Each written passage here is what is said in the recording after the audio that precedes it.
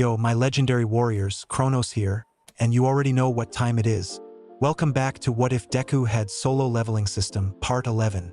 Deku is on a whole new level, the battles are getting crazier, and the stakes? Higher than ever. If you're here for broken power-ups, unstoppable fights, and god-tier anime energy, you're in the right place. Before we jump in, hit that like button. We're aiming for 100 likes to drop the next part. And if you're new here, subscribe and join the Unstoppable Legends because the series? It's only getting crazier from here. Big shout out to Michael Zelanka, the genius behind this fire concept. Go support them. Now, no more waiting. Let's dive into the action. In Paris, 11 hours till Russian Gate. Izuku got out of a meeting with the French Hero Association president. The Greenette smiled as he got the go-ahead from the man, allowing Izuku to complete every gate in France and to clean up any monsters that have broken out. The gamer knew that he is making more countries rely on him, but it is also to help reduce innocent casualties. So he meets up with the three outside. He gave a nod as they went forth. Poisonous flies, all dog types, all elite shadows, and all ghoul types. Uriel will lead you and Orochimaru. I want you to clean up France, but also try leveling all elites higher. Collect all monster bodies and mana crystals. Izuku commanded gently with him, sensing that group leaving to most likely surround France and go from the outside in. French team 35 skeleton warriors LV.1, elite. 30 ghouls LV.10, elite. 20 assassins LV.10, elite. 25 archers LV.10, elite. 10 spearmen LV.10, elite. 36 ogre LV.12, elite. 15 mage ghoul LV.15, elite. 25 high ghoul LV.1, knight. 10 ghoul giant LV.1 knight. 15 dark ghoul LV.1, knight. 40 Cerberus LV.3, knight. 40 black shuck LV.3, knight. 40 Barghest LV.3, knight. One-eyed ghoul king LV.10, knight. 85 poisonous armored flies LV.15, knight. 25 poisonous mage flies LV.18, knight. 5-headed Cerberus LV.18, knight. Queen of the poisonous flies LV.1, elite knight. Uriel LV.30, captain. Orochimaru LV.33, captain. Gabriel spoke telepathically to Izuku. France isn't a big country, with it being similar to a state of the USA. That is a good call, darling, but you have less than 100 spaces left for new shadows. A hint of concern was heard in Izuku's mind. I plan on leaving the bodies in my inventory and arise them when I have more spaces, Tenchi. Izuku replied with a small smile. I got my shadows to clean up France from all the monsters. So what do you say, Cat Noir, want to patrol? Izuku asked, not minding either. The Black Cat hero spoke, patrolling is a good call. Ladybug and I still need to find a way to deal with akumatized victims that have one of the powers of the miraculous. But even if he doesn't attack, dealing with petty crime, helping civilians, and dealing with a gate or two would still be beneficial. Izuku hummed with a nod as he got one 8-winged angel into Cat Noir's shadow secretly. Sure. Want to join us, Gabriel? Zest, I will be in your shadow, darling. With a gentle kiss on the lips, the angel went into Izuku's shadow. I wouldn't mind. With that, the three began to patrol Paris. Flashback to the Paris visit in summer. It was the last full day in Paris, where Izuku and Rumi were exploring the museums with Hisashi. A relaxing day with the three Kwamis exploring the city with the two heroes. After they got out of the museum, Cat Noir messaged Izuku saying that the French hero president wanted to meet with him. The Greenette quickly arrived next to a building that looked like a small palace where he was ushered in quickly. He was in a circular room with a man in his late 50s spoke, "It is good to finally meet you, Izuku Midoriya." The man spoke respectfully. Izuku smiled and spoke back. The pleasure all mine, Mr. Valentine. With the two shaking hands, and with Izuku sitting in front of the desk Valentine was using. As you might have guessed, I and France want to form a contract with you. A paper was slid in front of Izuku. It is us employing you or your shadows to help France in any problems we may have in the future. The elderly man sighed. Our country has the least number of S-rankers in the world, with us having 6 S-rank heroes. 3 of them are in French Guiana keeping peace and helping with the prison, whilst another S-ranker goes all around France. Only Ladybug and Cat Noir stay in Paris, but they do patrol nearby cities too, so you can see why we will need more help if something arises in the future. Izuku nodded whilst he finished reading the contract and signed it. If I cannot come, I will send my shadow soldiers. Although Cat Noir has my number, so he can call me anytime too. He smiled gently. but I will happily help Mr. Valentine. The meeting went on for at least 40 more minutes, but at the end of the day, this was Izuku's first contract that wasn't based on gates, as they haven't appeared yet. Flashback end. Now the trio were jumping from one building to another with Izuku's shadows cleaning any gate they find inside Paris. Izuku, Cat Noir, and Zest went into a C-rank gate that had demon-type monsters with them quickly and efficiently taking them down. Do you guys think I should leave some shadow soldiers in France secretly? Izuku communicated mentally to his soldiers, wanting to know their opinion. I do think that would be a good idea, my liege. The ones here can secretly take down any gates. Igris replied first. That would be beneficial for us and France, darling. They can also take the bodies for you to sell, as we know you have 2 runestones you want to buy. The strongest angel spoke next. Izuku hummed and spoke mentally. I want all vampires to stay in France, with Dracula leading them. He could feel that every shadow vampire bowing down, with the vampires that are out already doing so too. I will most likely do the same in Denmark and USA, with him musing that the night-level vampires rose a level already. Vampire shadows staying in France, Dracula LV.28, Captain. For Elder Vampire LV.14, Captain. For Seductive Sinning Vampire LV.10, Captain. 31 Dark Vampire LV.7, Captain. 24 Gothic Vampire LV.7, Captain. 5 Castle Dwelling Vampire LV.23, Elite Knight. 46 Vampire LV.6, Knight. End of French visit, 5 hours till Russian gate. Now the trio were saying their goodbyes. During the 6 hours of patrolling, they 3 had to deal with 2 more C-rank gates, had to stop minor crime, and helped some civilians. A hero's job isn't only to capture villains or deal with gates, it is to show that they are also present with them, helping the ones needing help too. Now Izuku used Kamui to travel with Zest to the next country. Denmark has 9 S-rank heroes, however most of them are rescue-orientated, with only 3 of them being in the front lines. A hero named Grab is one such example of an S-rank hero who specializes in rescue. His quirk is telekinesis up to 20 tons for anything but living beings. That being said, Izuku and Zest were now near the number 4 hero of Denmark, Grab. It is nice meeting you again, Grab. Let me introduce you to Zest. Izuku greeted the hero with a handshake. The man in his late 20s spoke with a smile. It is good seeing you again, Monarch, and nice meeting you, Zest. He shook hands with both of the arrivals. Grab looked at Izuku and spoke. Are you sure you are okay helping us? Don't you need rest? He asked, worried, as he does check the news. Izuku smiled but shook his head. I will be fine, and I am all healed up. I was asked to help preventing the water from rising.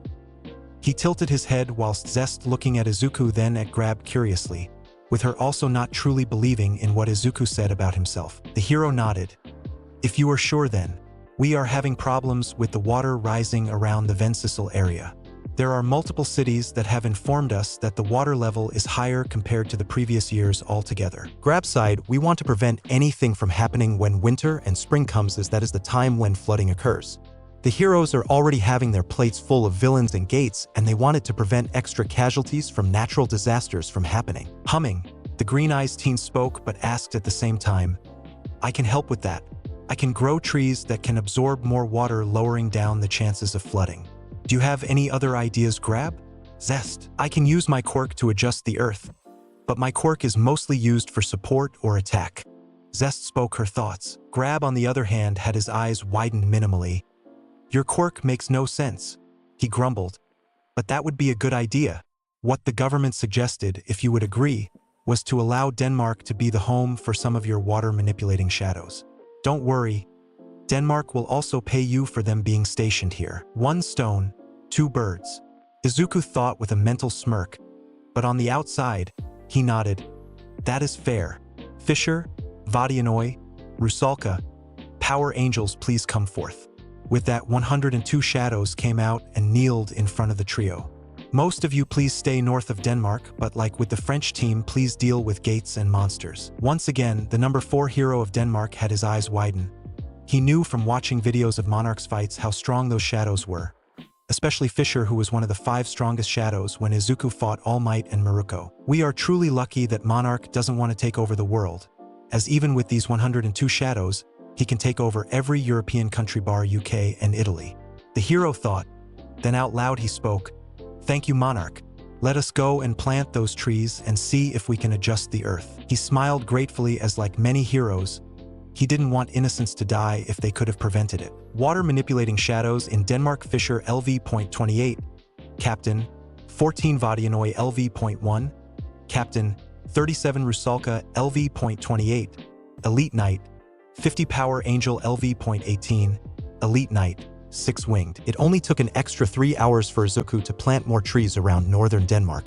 During that time, Zest was speaking with some landscape architects. With their help, she was able to modify some of the landscape to prevent flooding. Fisher, Rusalka, and 25 Power Angels would stay center and north of the country at all times, with the Vodianoi and the remaining Power Angels going around Denmark patrolling. Why did the Denmark government ask Izuku to do it then not in the future was simple. As it is the beginning of autumn, the weather is slowly changing with more rain occurring. Now Izuku and Zest were joined by Gabriel for food. The trio went to the city named Aarhus to eat. We only have 2 hours left until we have to be in Russia. Zest spoke whilst eating a fish-based meal. I guess we can leave after we finish eating, Izuku said whilst eating a burger. Gabriel, who got the same as Izuku, gave a nod, as she was loving the burger. Russia, 1.5 hours till gate. Like asked of Izuku, the Greenette went to Moscow where he met up with Maxim and the Vice President of Russia. Thank goodness you have arrived, Monarch. Maxim, the Hero and Hunter Association president, said, relieved. We may talk about business later, but please heal our president and Anna. Dmitri, the vice president, asked. Lead the way. Izuku spoke with a nod as they went towards the hospital with the 2 important figures and some security. Hospital. Izuku was inside the room with Raphael. The both of them looked at Vladimir and Anna. My liege, he indeed was poisoned. However, the poison isn't something that we saw before. It doesn't do what it's supposed to. The second strongest angel spoke. The healer who was dealing with Vladimir and Anna spoke. Indeed, we believe that our president tried getting it out of the 2, with him only lessening the effects. The Greenette and Raphael nodded. I can heal him, but it will take at least 20 minutes to remove the poison. Raphael, can you heal Mr. Vladimir whilst I heal Anna, as you have stronger healing powers than I do? Izuku spoke, with the angel nodding. Izuku went towards Anna, the only surviving member of the Alpha Squad. Compared to Vladimir, the color of her skin was lighter, making Izuku think that the president of Russia tried saving the Alpha Squad. With that, the next 15 minutes passed in silence between Izuku and Raphael, with some doctors and nurses watching. After the 15-minute mark, Izuku already used up 13500 MP when he got a notification. Skill. Healer leveled up from LV.9 to LV Max. Skill. Healer evolved into 2 skills. Regeneration and Blessing of the Healer. Skill. Regeneration. Passive. A passive skill that allows the user to have both HP and MP regenerate. This is the evolved form of Healer, with it being at its final form. The regeneration per minute rate depends on the vitality and intelligence points. Skill. Blessing of the Healer. Active. Can heal any injuries that do not deal with the soul. This is the evolved form of Healer, with it being at its final form. 10 MP per second. If a skill doesn't show a level, this is the ultimate form of the skill. Izuku has Muscularity, Regeneration, Dragon's Will, Blessing of the Healer, Shared Inventory, and Domain of the Monarch in their ultimate forms. Also, the HP regen is 371 at the moment from Izuku's VIT points. With that, a greater potency PF healing was produced from Izuku, with it healing Anna in a minute after Healer evolved. My MP is regenerating by 1160 per minute now, with 550 with intelligence and 510 with the rings. Izuku thought to himself as he finished healing the woman, with him moving to Vladimir to help Raphael healing him up. All done. Izuku spoke as both he and Raphael took a couple steps back from the 2 who were awakening from their medically induced comas. I am not dead, the president muttered. Then he looked around and only saw Anna. Are we the only 2 who survived? He asked as one of the nurses gave him water. Maxim and Dmitri came into the room then, with Zest staying outside of the room. The vice president spoke. It is good having you back, sir. Unfortunately, yes. Anna here escaped with you on her back. Anna was helped by a nurse to sit up. I am sorry that I couldn't get anyone else. Some tears were going down her face. They were too powerful. Anna had long blonde hair with light blue eyes, and if she stood up, she would be the height of 175 centimeters. Do not worry, Anna. Their deaths will not be in vain. Did you at least contact Monarch? Vladimir asked, with everyone bar himself sweat dropping as Izuku stood near him. Maxim pointed his head towards the location Izuku stood. I am glad that you are better now, Mr. Vladimir, the teen said respectfully towards one of the strongest people in the world who is also a president of a country. The 40-year-old man chuckled. Don't use Mr. You healed me up and you too are a national level. But thank you for healing me and Anna up. With Anna nodding in thanks too to both Izuku and Raphael. The young man had a small smile as he nodded. Raphael went back into his shadow then.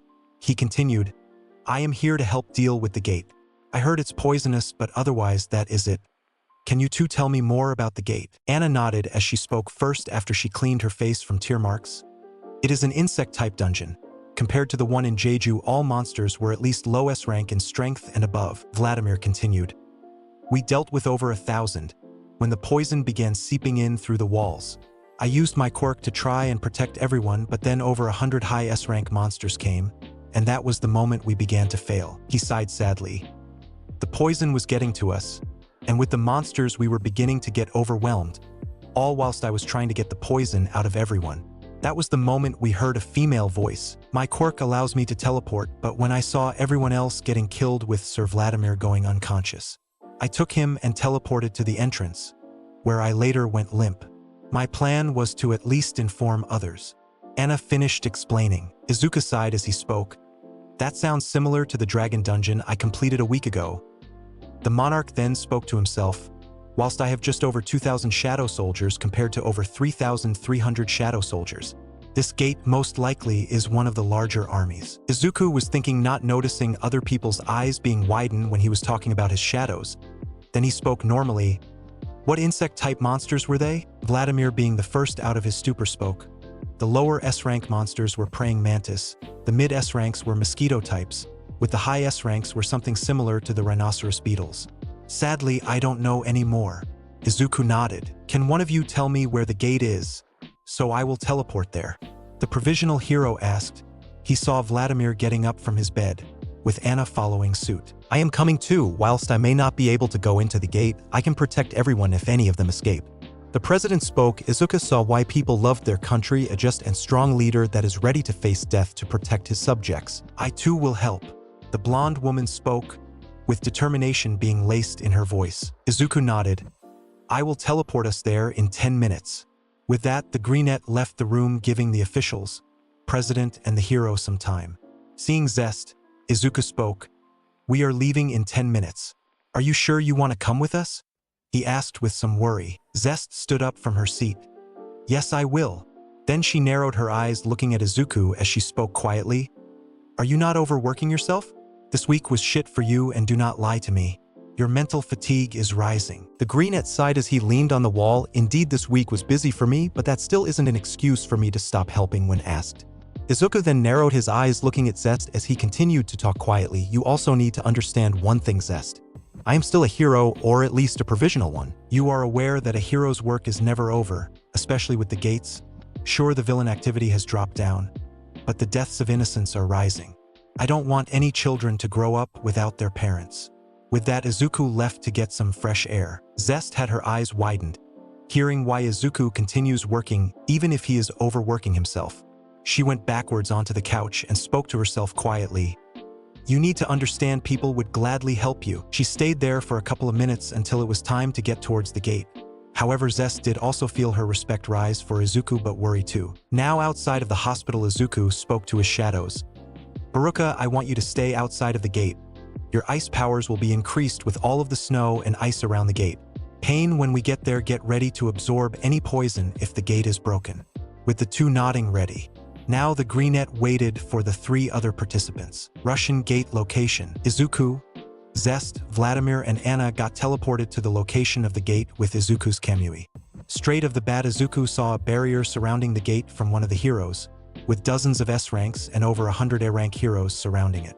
The Russian army was behind them all, having their weapons pointing towards the gate. As the four materialized, relief went through every person seeing who came. Zest, Anna, and Vladimir knew that they only could deal with monsters that could have escaped, as they are not resistant against poisons. Thank you everyone for standing guard. Vladimir spoke in thanks as they were in the western Siberia. Izuku began walking towards the gate and spoke with his head turning towards everyone behind him. I will be leaving Baruka here, otherwise I will be going in. With that, Baruka came out from his shadow, but also Gabriel, Mikao, Pain, Igris, and Raphael came out. With that, Izuku and his 5 of the strongest shadows came out. Even if Baruka was still a captain, his level was 48, he was nearing mid-national rank. It is a shame we couldn't help Monarch. Anna spoke with a sigh. Zest went up to her as she spoke. Only he has resistance to all poison. And as the gate readers say, this is a low national rank gate, meaning the boss is on the national scale. I know he will be able to do it. Vladimir spoke confidently as they continued to stand near the gate with the other heroes from Russia and other countries. Inside the gate, a large open space with multiple tunnels around. So insect types again. Izuku summoned Demon King's long sword in his right hand and the chain of 1,000 miles in his left hand, as he wants to try using a different weapon type. Weapons. Name: Demon King's long sword. Item class: S type. Long sword attack plus 400. Long sword brimming with the Demon King's power. Every time the sword is swung, the effect Storm of White Flames will activate. Effect Storm of White Flames. Summon a storm of endless lightning within a certain area. Name: Split Soul Katana. Item class: SS type.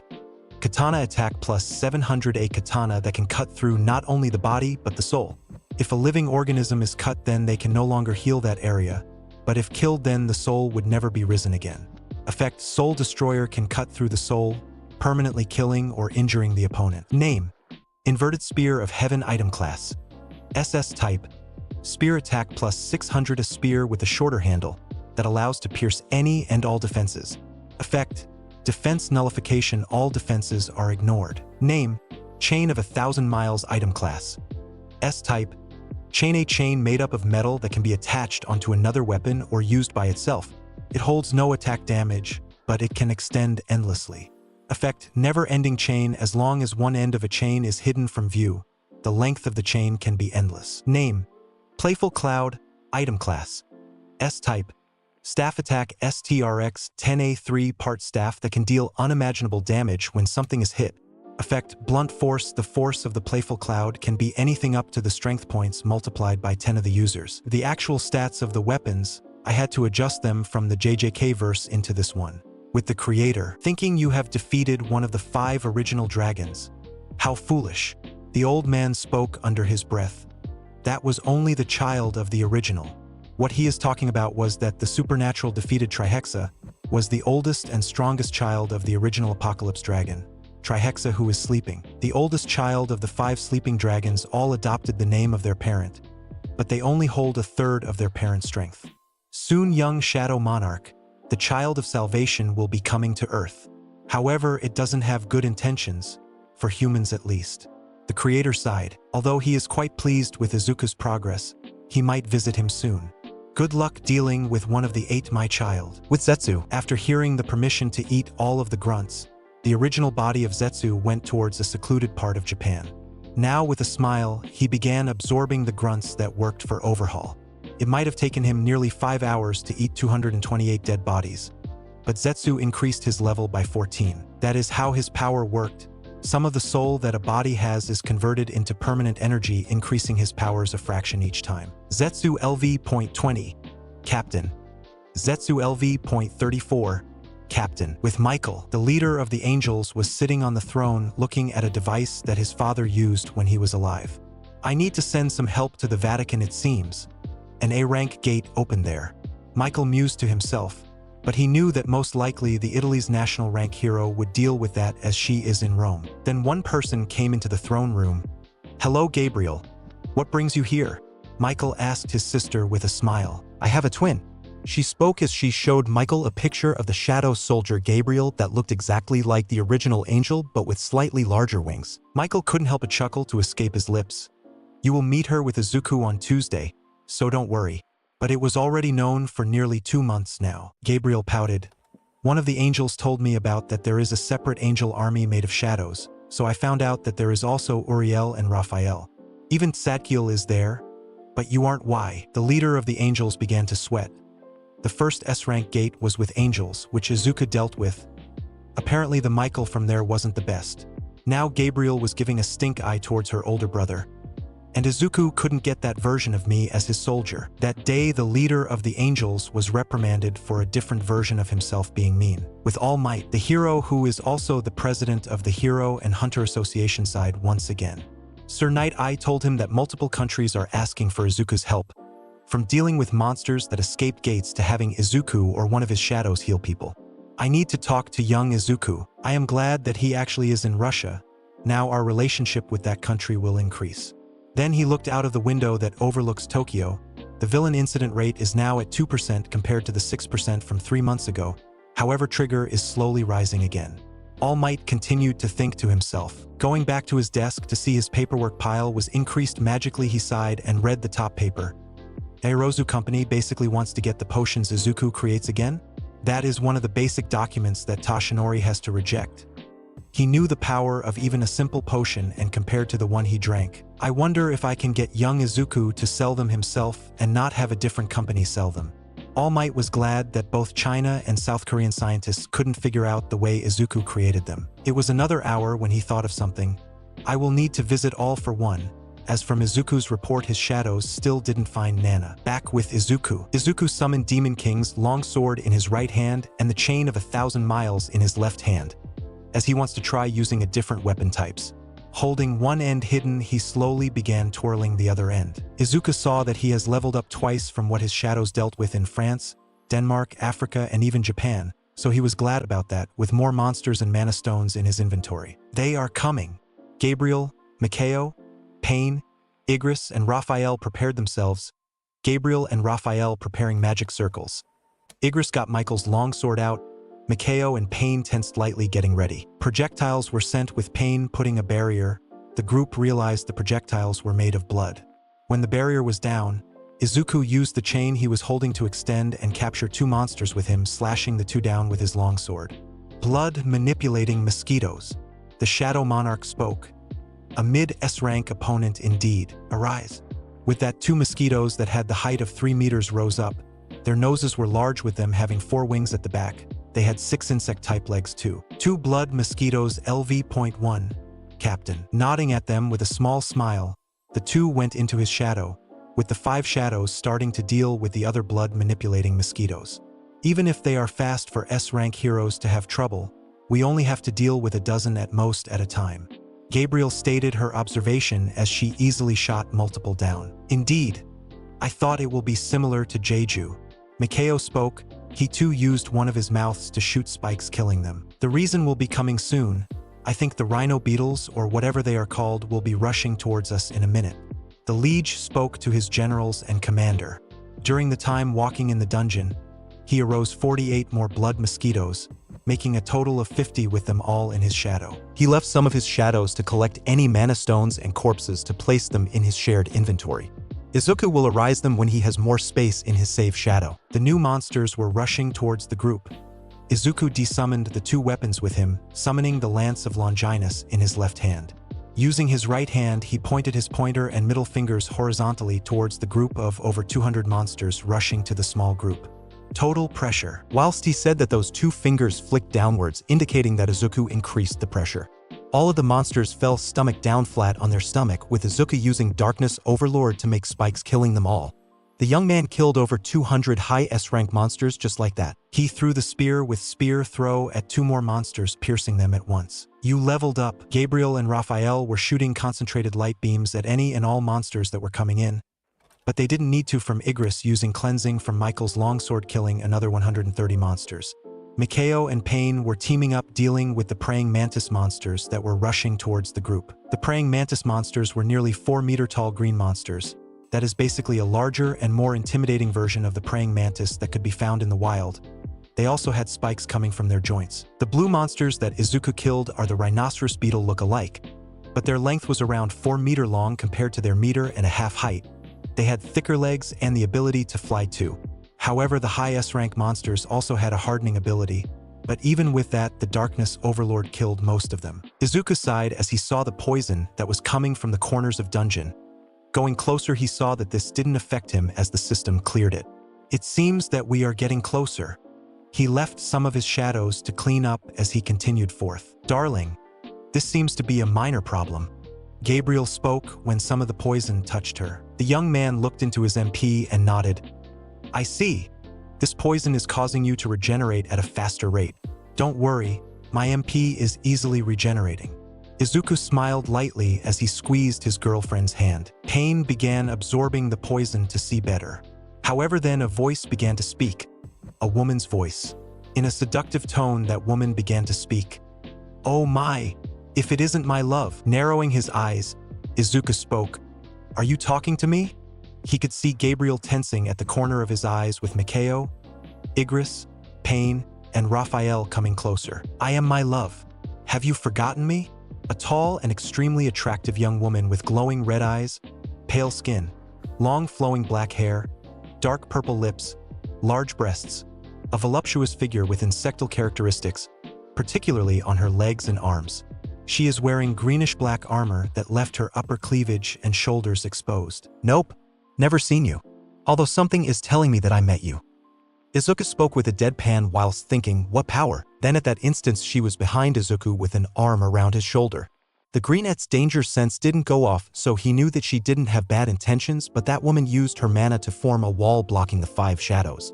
You are aware that I can deploy my shadows with ease, and you are not even touching me. Izuku spoke calmly. He had Infinity activated, but it was only 0.5 centimeters thick. I am aware, my love. She traced her finger across Izuku's jawline above the Infinity. Whilst this barrier is annoying that I cannot actually touch you. I guess I need to introduce myself, Shadow Monarch. The woman took a step backwards and bowed. I am Koracia, otherwise known as the Plague Monarch and the Queen of Insects. Another monarch. Izuku spoke calmly. I have so many questions it isn't funny. Would you mind if we spoke calmly, without any fighting from both sides? I would like that, my love, but I will ask questions too. With that, she got the mana barrier to be taken down, with her thinking that one of Izuku's soldiers was absorbing her mana from the barrier was annoying but a useful soldier. Can you please go back to my shadow? He saw them about to protest.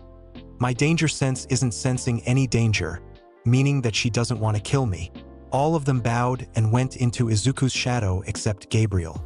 You too, Tenchi, please. The angel huffed and spoke. He is mine. With that, she kissed Izuku and went into his shadow. With the young man had a small loving smile. Then Izuku rose his brow, seeing Koracia have a twitching eye, so he decided to speak. I have 3 girlfriends, with Gabriel being one. A loving tone was used with that, as he saw the insects that the other monarch control all go into a green portal. Most likely something similar to my shadow, a separate dimension? He thought internally. Don't worry, love, I won't kill them. But please tell me more. A sweet tone was used by the Plague Monarch. Izuku sighed and spoke. Before we start talking, are you the so-called boss of this gate? I am, my love. Now can you tell me more about those 3? Izuku understood that it was question answered for a question. He summoned a picnic table and 2 cups that he filled with tea that had Koracia have her eyebrow risen. The greenette invited her to sit in front of him with him taking a sip of some tea, all whilst being inside a dungeon that a different monarch is the boss of. Rumi, Gabriel, and Nijire.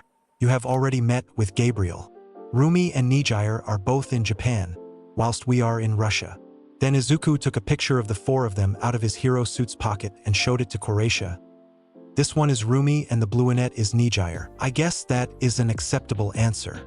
The Queen of Insects finished by drinking some of her tea, with her human hands compared to her insect hands. I have parts of Ashbourne's memories, but why have the gates appeared on Earth?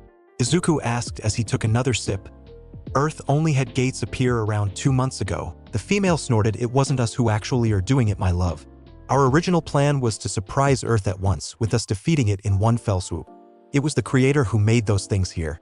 She spread her arms out. He is making the humans defeat our armies. Izuku hummed as he nodded. What do you know from the memories of Ashbourne, my love? I only know a little, Koracia. I saw Ashbourne fighting a ruler, I think. Then he had to fight the beast and demonic armies. It seemed like he was betrayed by them. The Shadow Monarch explained. But that is all I know. That explains why your black heart is partially sealed, my love. Koracia answered another of her questions herself. How is my black heart partially sealed? Izuku asked, a little surprised. Each of the monarchs has a black heart, my love, whilst you are strong with it being partially sealed, but imagine the gain of power if you unlocked it. The Plague Monarch licked her lips. It seems you have a really similar personality to Ashbourne. And I guess you are protecting those humans. Izuku only refilled his and Koreisha teacups as he nodded. Guilty as charged. You are right, although if I weren't on Earth, you would have easily taken over it by now with the gates only. Their reliance on me is quite, how should I say it, concerning. One of the strongest humans fell because of your insects and poisons, so you get the picture. However, on the upside, I am gaining power from me or my children defeating them. The Queen of Insects had a genuine smile as she too treated her army as her children. Ah, that presence that I felt. His power was quite annoying, but nothing I couldn't have dealt with ease. She then spotted the ring around Izuku's neck and realized something. I will give you and offer my love. I am listening. He hummed as he rested his head on his hand. I will help you unlock your black heart, but we will be lovers again. A seductive smile appeared on her face. Izuku's eyes minimally opened wide. Again? So you are saying you and Ashbourne were lovers? With her nodding with a smirk. Are you not replacing him with me? If I fall in love, it is with someone who actually loves me. And wouldn't that be painful for you? Whilst I may have his powers, I don't think I am him. He spoke calmly but had some worry. Koreisha smiled gently. Whilst I know that I have watched how you started from nothing to something. How do you think you actually gained the resistance to all poisons? Then she placed her hand on Izuku's own. You might not know a lot about me, but I am willing to wait. A loving tone was used. I know this isn't canon, but fuck canon like I like to do. Now Izuku had his eyes widened fully with him gently squeezing her hand in gratitude. I must thank you. Without resistance to poisons, I wouldn't have gone far. Now the greenette also had a small smile but asked as he was confused about one thing. But how could you leave the gate? The boss can't escape it. The ring you have around your neck, it is one of the creator's artifacts. It is called Braham's ring, if I am not mistaken, my love. I will agree to be sealed there, but in return we will date, and I can explore this human world. Koreisha gave her offer. Item, Braham's ring, item class, S-type, accessory/sealing plus 20% protection against mental attacks. Braham's ring is a modified ring that can seal one entity no matter how strong they are. The entity can be released, but the owner can control how much power can be given to the sealed entity. However, the entity sealed must give its consent. Only if you talk with Gabriel, Rumi, and Nijire. If they agree, I will. That is a promise I gave them and I won't break it. But are you okay with that?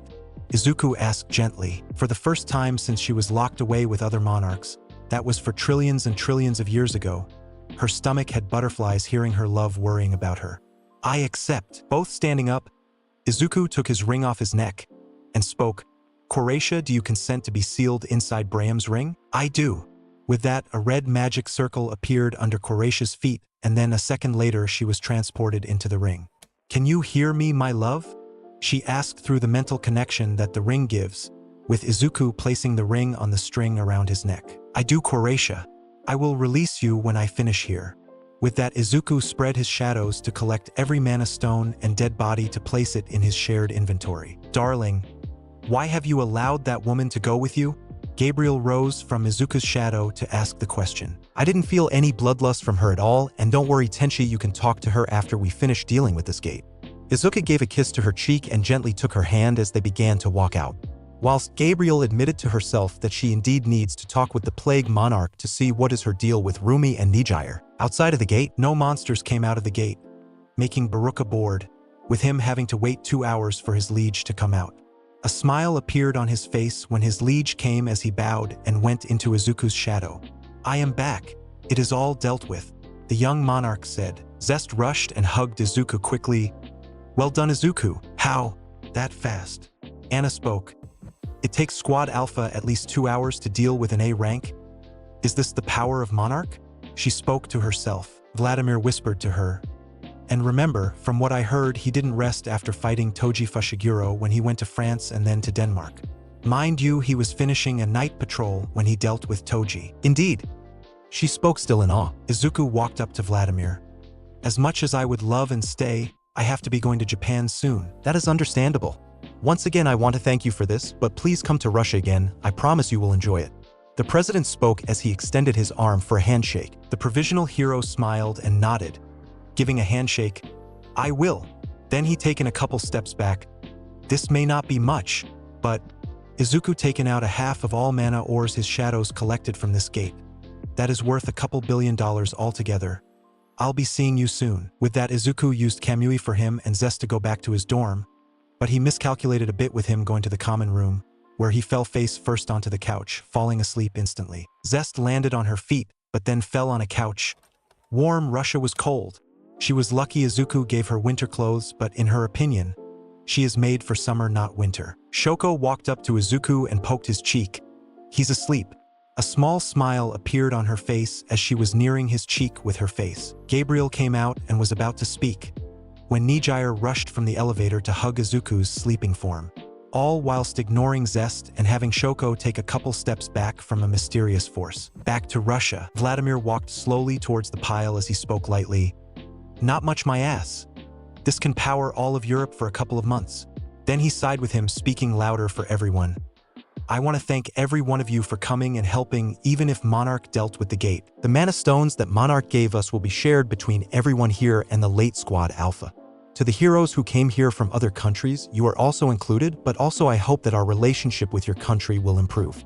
He finished as he saw the heroes, medical personnel, the army have higher spirits. The president might have also realized that the media was also there, but he didn't care about that. He was happy that the gate was dealt with and his people are safe. An hour later, Vladimir and Maxim were sitting in a train that is transporting them back towards Moscow when Maxim spoke. I think we need to employ Monarch to help us deal with the monster forest. That would be needed. Being a president and a national rank is harder now. The man sighed as he drank some vodka. 2 hours.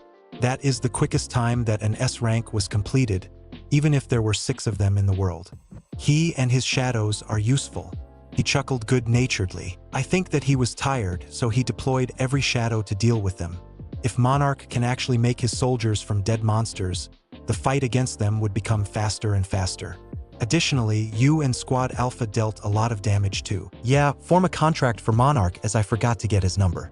Maxim's sweat dropped from what is president's forgetful nature. With the creator, a smirk appeared on his face. All according to plan. He chuckled lightly. The almighty creator may or may have not given the plague monarch the possibility of entering the human world through a gate. And he too may or may have not given the ring into Izuku's inventory. One of the 8 will help you, my dear child, but remember the 7 others are not like her, so you will have to fight them. However, this plan also benefited the creator. Now he didn't need use more power to hold down Croatia, with him only using his power to hold down the 7 others. Although I must warn you, soon one of the children of the sleeping helpers will be nearing Earth like I said not long ago. The old man sighed, hoping that Izuku can deal with it. Now the teen also had Croatia with him. With Izuku waking up from Nijire hugging him, he gently smiled and spoke to Croatia. This is Nijire, she is bubbly, adorable, and can give the best hugs. Then as he was straddled on the couch he spoke, I would love to hug back, but you were straddling me.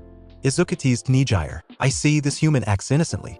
Croatia spoke through the mental connection of the ring. You know how worried I was when I saw you after the fight with Toji? Some tears escaped her eyes, with Izuku feeling them. You nearly died there and then. Izuku adjusted his body, with him hugging Nijire still on the couch in the common room. I am sorry, Nijire. I am back and I am taking a break after we deal with tomorrow. Good. Otherwise I would have to kidnap you.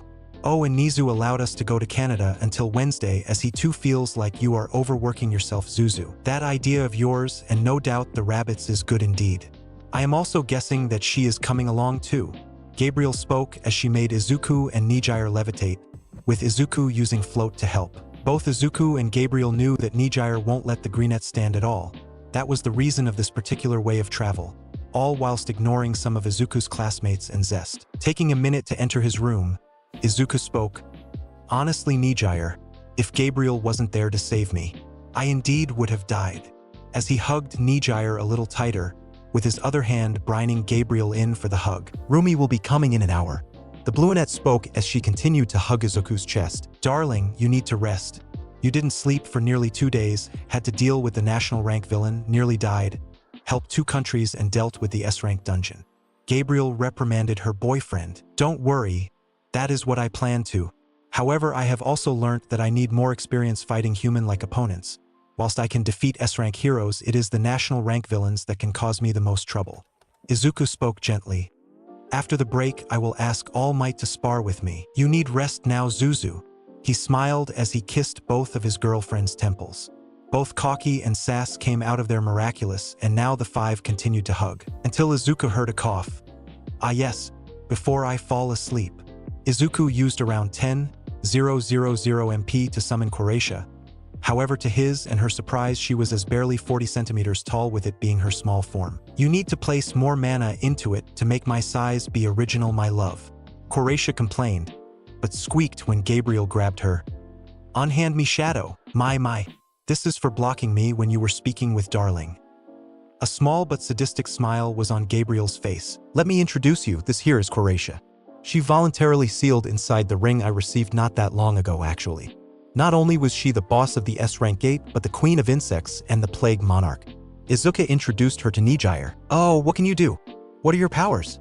Why are you so small? Why did you call Zuzu your love? Can you summon insects?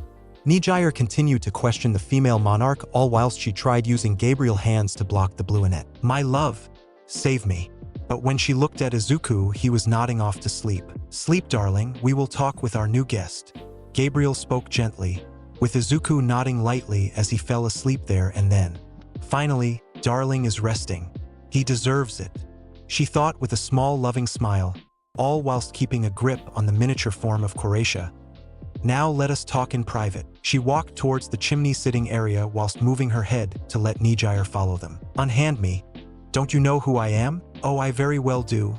And I knew that darling wouldn't let you out in your true form. Nijire looked nervously between the two as she asked, Gabriel, what happened exactly?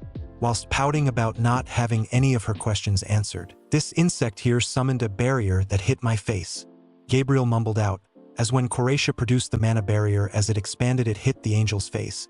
And during the time the barrier was up, she couldn't damage it, with only pain being able to absorb it. That means you are weak. The plague monarch gasped as she was being suffocated. Using her mana manipulation, she made a small barrier around her body, allowing herself to breathe. If I so wanted, I could summon my army right here and now. And with my love sleeping, you would be powerless. The big three member piped in, so you can summon insects like Zuzu can summon his shadow soldiers. That is interesting, and I can see you have energy manipulation. Can you tell me how that works? I can do it easily. Wait, why am I answering? Anyways, where is the Rumi or rabbit that my love was talking about? With Nijire pointing towards Izuku's bed where Rumi was snuggling with Izuku. Both Gabriel and Croatia had their eyes twitching, with Nijire continuing. I will talk to you tomorrow, Croatia. Good night. With that, the bluinet went under the covers to hug Izuku. You won't be letting me go, will you? The plague monarch used a sarcastic tone. I just want to make one thing certain. I am aware that you helped darling by giving him resistance to poisons of all kinds. But what is your goal? The angel narrowed her eyes, with Croatia seeing other shadows nodding to what Gabriel spoke. The same thing as you and the other two humans. I will make my love fall in love with me, and don't worry, Shadow. I won't be killing off any of the three of you, as my love will hate me. A smirk appeared on her miniature form.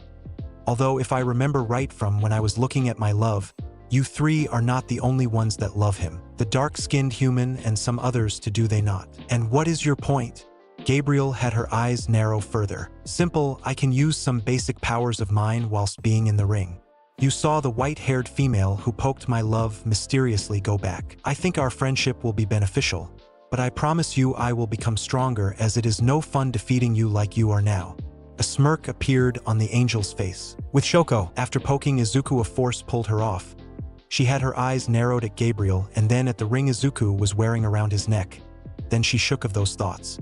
Shoko wanted to ask Izuku if he could come for a family dinner, as her mother wanted to thank him on last day of school. Her father, Endeavor, was trying his hardest for the forgiveness of his children, and for that very reason Enji was helping his daughter to get Izuku to be hers. Africa team. All of the Dracos split from the group that is going back to Japan.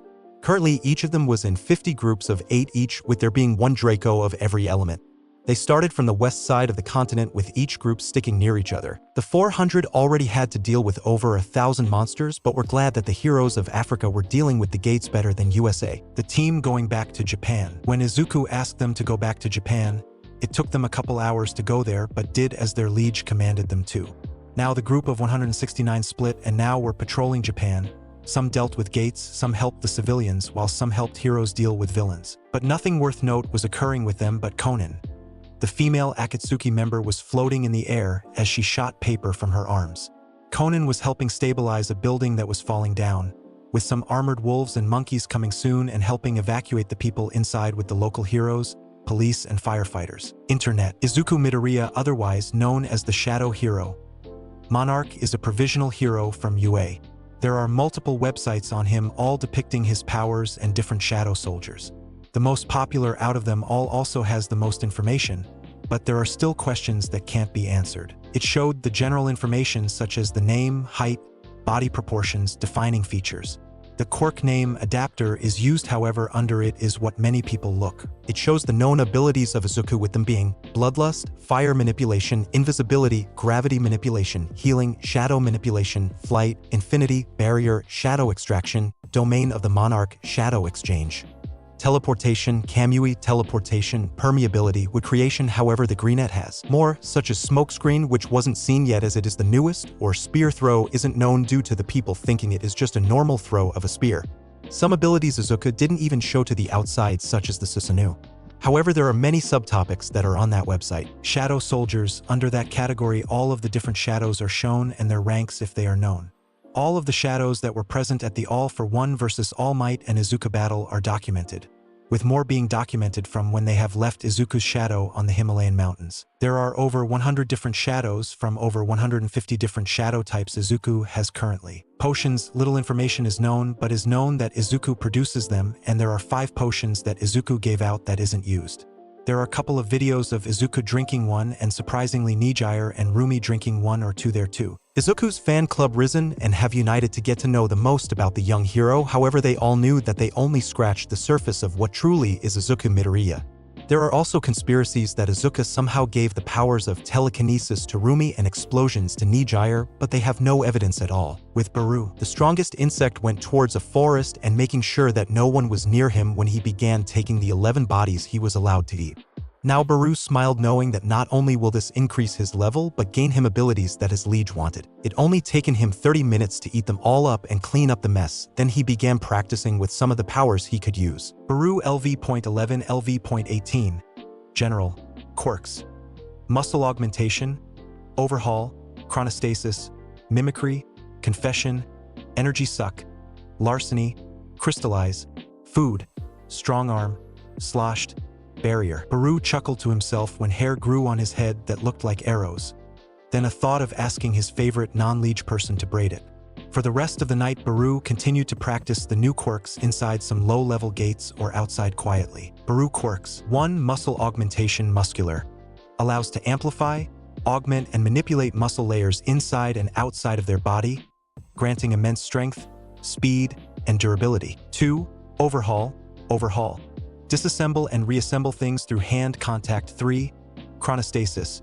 Hari Korono. Grows hair, allowing to slow down movement of anything. 4. Mimicry. Joy Iranaka. Allows the user to transfer his consciousness into an object, gaining full control of it. 5. Confession. Shin Namoto. Forces people to tell the truth. 6. Energy Suck. Rikia Katsukame. Allows to absorb people's stamina and in result increases his size. 7. Larceny. Toya Setsuno. Allows to steal anything from someone's hand. 8. Crystallize. Yuhojo. Produces crystals on the body that can be used for defense or attack. 9. Food. Sorimitsu Tabe. Allows to consume anything within seconds. 10. Strong Arm. Kendo Rappa. Allows the rotation of the shoulders at extreme speed and strength. 11. Sloshed. Didoro Sakiki. Allows to make others feel drunk by messing with the opponent's sense of balance. 12. Barrier. Hekiji Tengai. Creates a yellow barrier that is of a rank strength, but the user cannot move. In Izuku's dorm room, the alarm sounded at 5 a.m., waking the occupants of the bed, which had once again increased. Izuku was hugged by Rumi on his left side, Gabriel on his right side, Nijire on his stomach, and finally Koreisha in her miniature form on his head that had the 3 kwamis too. I don't even want to ask. Izuku thought to himself, we have to wake up, we have a partially busy day today. Gabriel looked at Koreisha, who quickly went back into the ring, not wanting to be squeezed to death again. Still too early, Rumi murmured whilst hugging Izuku tighter. MHM, too early, Nijire parroted. Gabriel nodded with the 2. A small smile was on Izuku's face as he spoke, I'll make breakfast. This instantly got the 3 to awaken. All of them loved Izuku's cooking. Bathroom. Izuku was in the bathroom finishing changing when a smile appeared on his face. Well done Baruka and Conan for reaching general rank. I am thankful to my liege, we can finally talk. An icy tone was heard when Baruka materialized next to Izuku. Me too, my liege. This was a wish of mine for us to finally converse. A smiling Conan spoke with a small blush, seeing the shirtless young man she is under command. After we deal with the raid. Izuku spoke with some sarcasm that both shadows had a light smirk. I have something to celebrate the increase of generals and the level ups. The two shadows chuckled, knowing the truth of the raid. My beautiful liege, I have done what you asked me to. Baru, the now highest-ranking general, spoke. Love? Is that? He's adorable. The queen of insects cooed. I'll introduce you to Baru later, but he's the 10th strongest in the army. Izuku explained. Well done, Baru. I know you want to test more of those abilities, so when I have free time we can fight. Thank you, my liege. I love you, Baru said, hugging Izuku's legs whilst the monarch patted the insect on the head. By now every shadow understood that Baru was a child and loved their liege, as some of them also call him their father in their minds. I have gotten a report from Zetsu a couple minutes ago. The heroes in Okinawa are being too irresponsible. Can the near-Highan Nomus, Archlich, Jima, all Nagas, the Rainbow Serpent, and the Centaur go there until all of the gates are dealt with, please? Izuku felt all of them bow as they left the shadow. I will talk with you three later. A smile came on Izuku's face as the three general-rank shadows bowed and went into his shadow just in time for him to leave the bathroom with his hero suit on. Tenchi, can I ask for a favor? Yes, darling. Gabriel asked as she stopped reading a book. Nizu wanted to talk to you. I don't know the reason though. This perked the curiosity of Nijire whilst Rumi didn't really care. The rat? I'll meet up with him after breakfast. With that, she stood up and began helping Izuku in the kitchen. Sir Night Eye Agency. Izuku was walking with Rumi as he gave a small yawn. I sadly want more sleep. Me too. A yawn escaped of her mouth as well. This will be my first time actually seeing Sir Night Eye. Every time I talked with him was through All Might. The monarch spoke thoughtfully. He said goodbye with Nijire as she had to go to Ryukyu's agency beforehand. He may act serious, but he is one of the biggest All Might fanboys. Rumi joked, Oh, and we are going to travel to Canada tonight. You Mr. Need rest. She poked his chest with her finger. I was planning on going to Canada anyways, but I am happy that you are going too. Izuku sighed, hugged Rumi whilst giving her a kiss on her temple. In response, the shorter one of the two snuggled closer to Izuku. It is rare for only the both of us nowadays. Maruko nodded. Truth be told, I am happy about this. Sure, I don't mind Nijire and the angel, but it is nice being together. Then, after a couple of seconds, although I do want to fight against you again soon, a bloodthirsty smirk appeared on her face. The last time the two actually fought or sparred at that matter was before Izuku went to USA for the 3-week internship. I would like that. I do need more experience against humans compared to monsters. What is power when you don't know how to utilize it? Izuku really wanted to improve as the memories from his fight against Toji were still in his head. A jab was sent for Izuku's ribs. And I'll help you. Sure, I may not be a national rank, but I will help. Yet, I plan on making you and Nijire become national rank. I mean, look at you, Bun Bun, you are a high S rank now. Sure, you might be slightly weaker than Endeavor, but not for long. A wink was sent towards Rumi. Having her eyes widen slightly, you don't need to, but I guess thank you. Sometimes I feel like I am using you in this relationship. Izuku squeezed Rumi's hand a little tighter. Believe it or not, but I feel the same. The three of you are the reason why I am happier. You helped me when my dad died.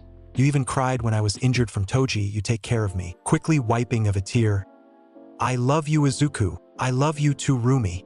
With that, the two of them entered the room where the meet-up for the raid is. Welcome, Miruko, Monarch. Sir Night Eye greeted respectfully, with a small smile. Mirai Sasaki wanted to meet Izuku in person to judge him. He was thankful about the young man healing his friend, but also curious why his quirk couldn't predict anything that involves the national rank provisional hero. Good to finally meet you, Sir Night Eye.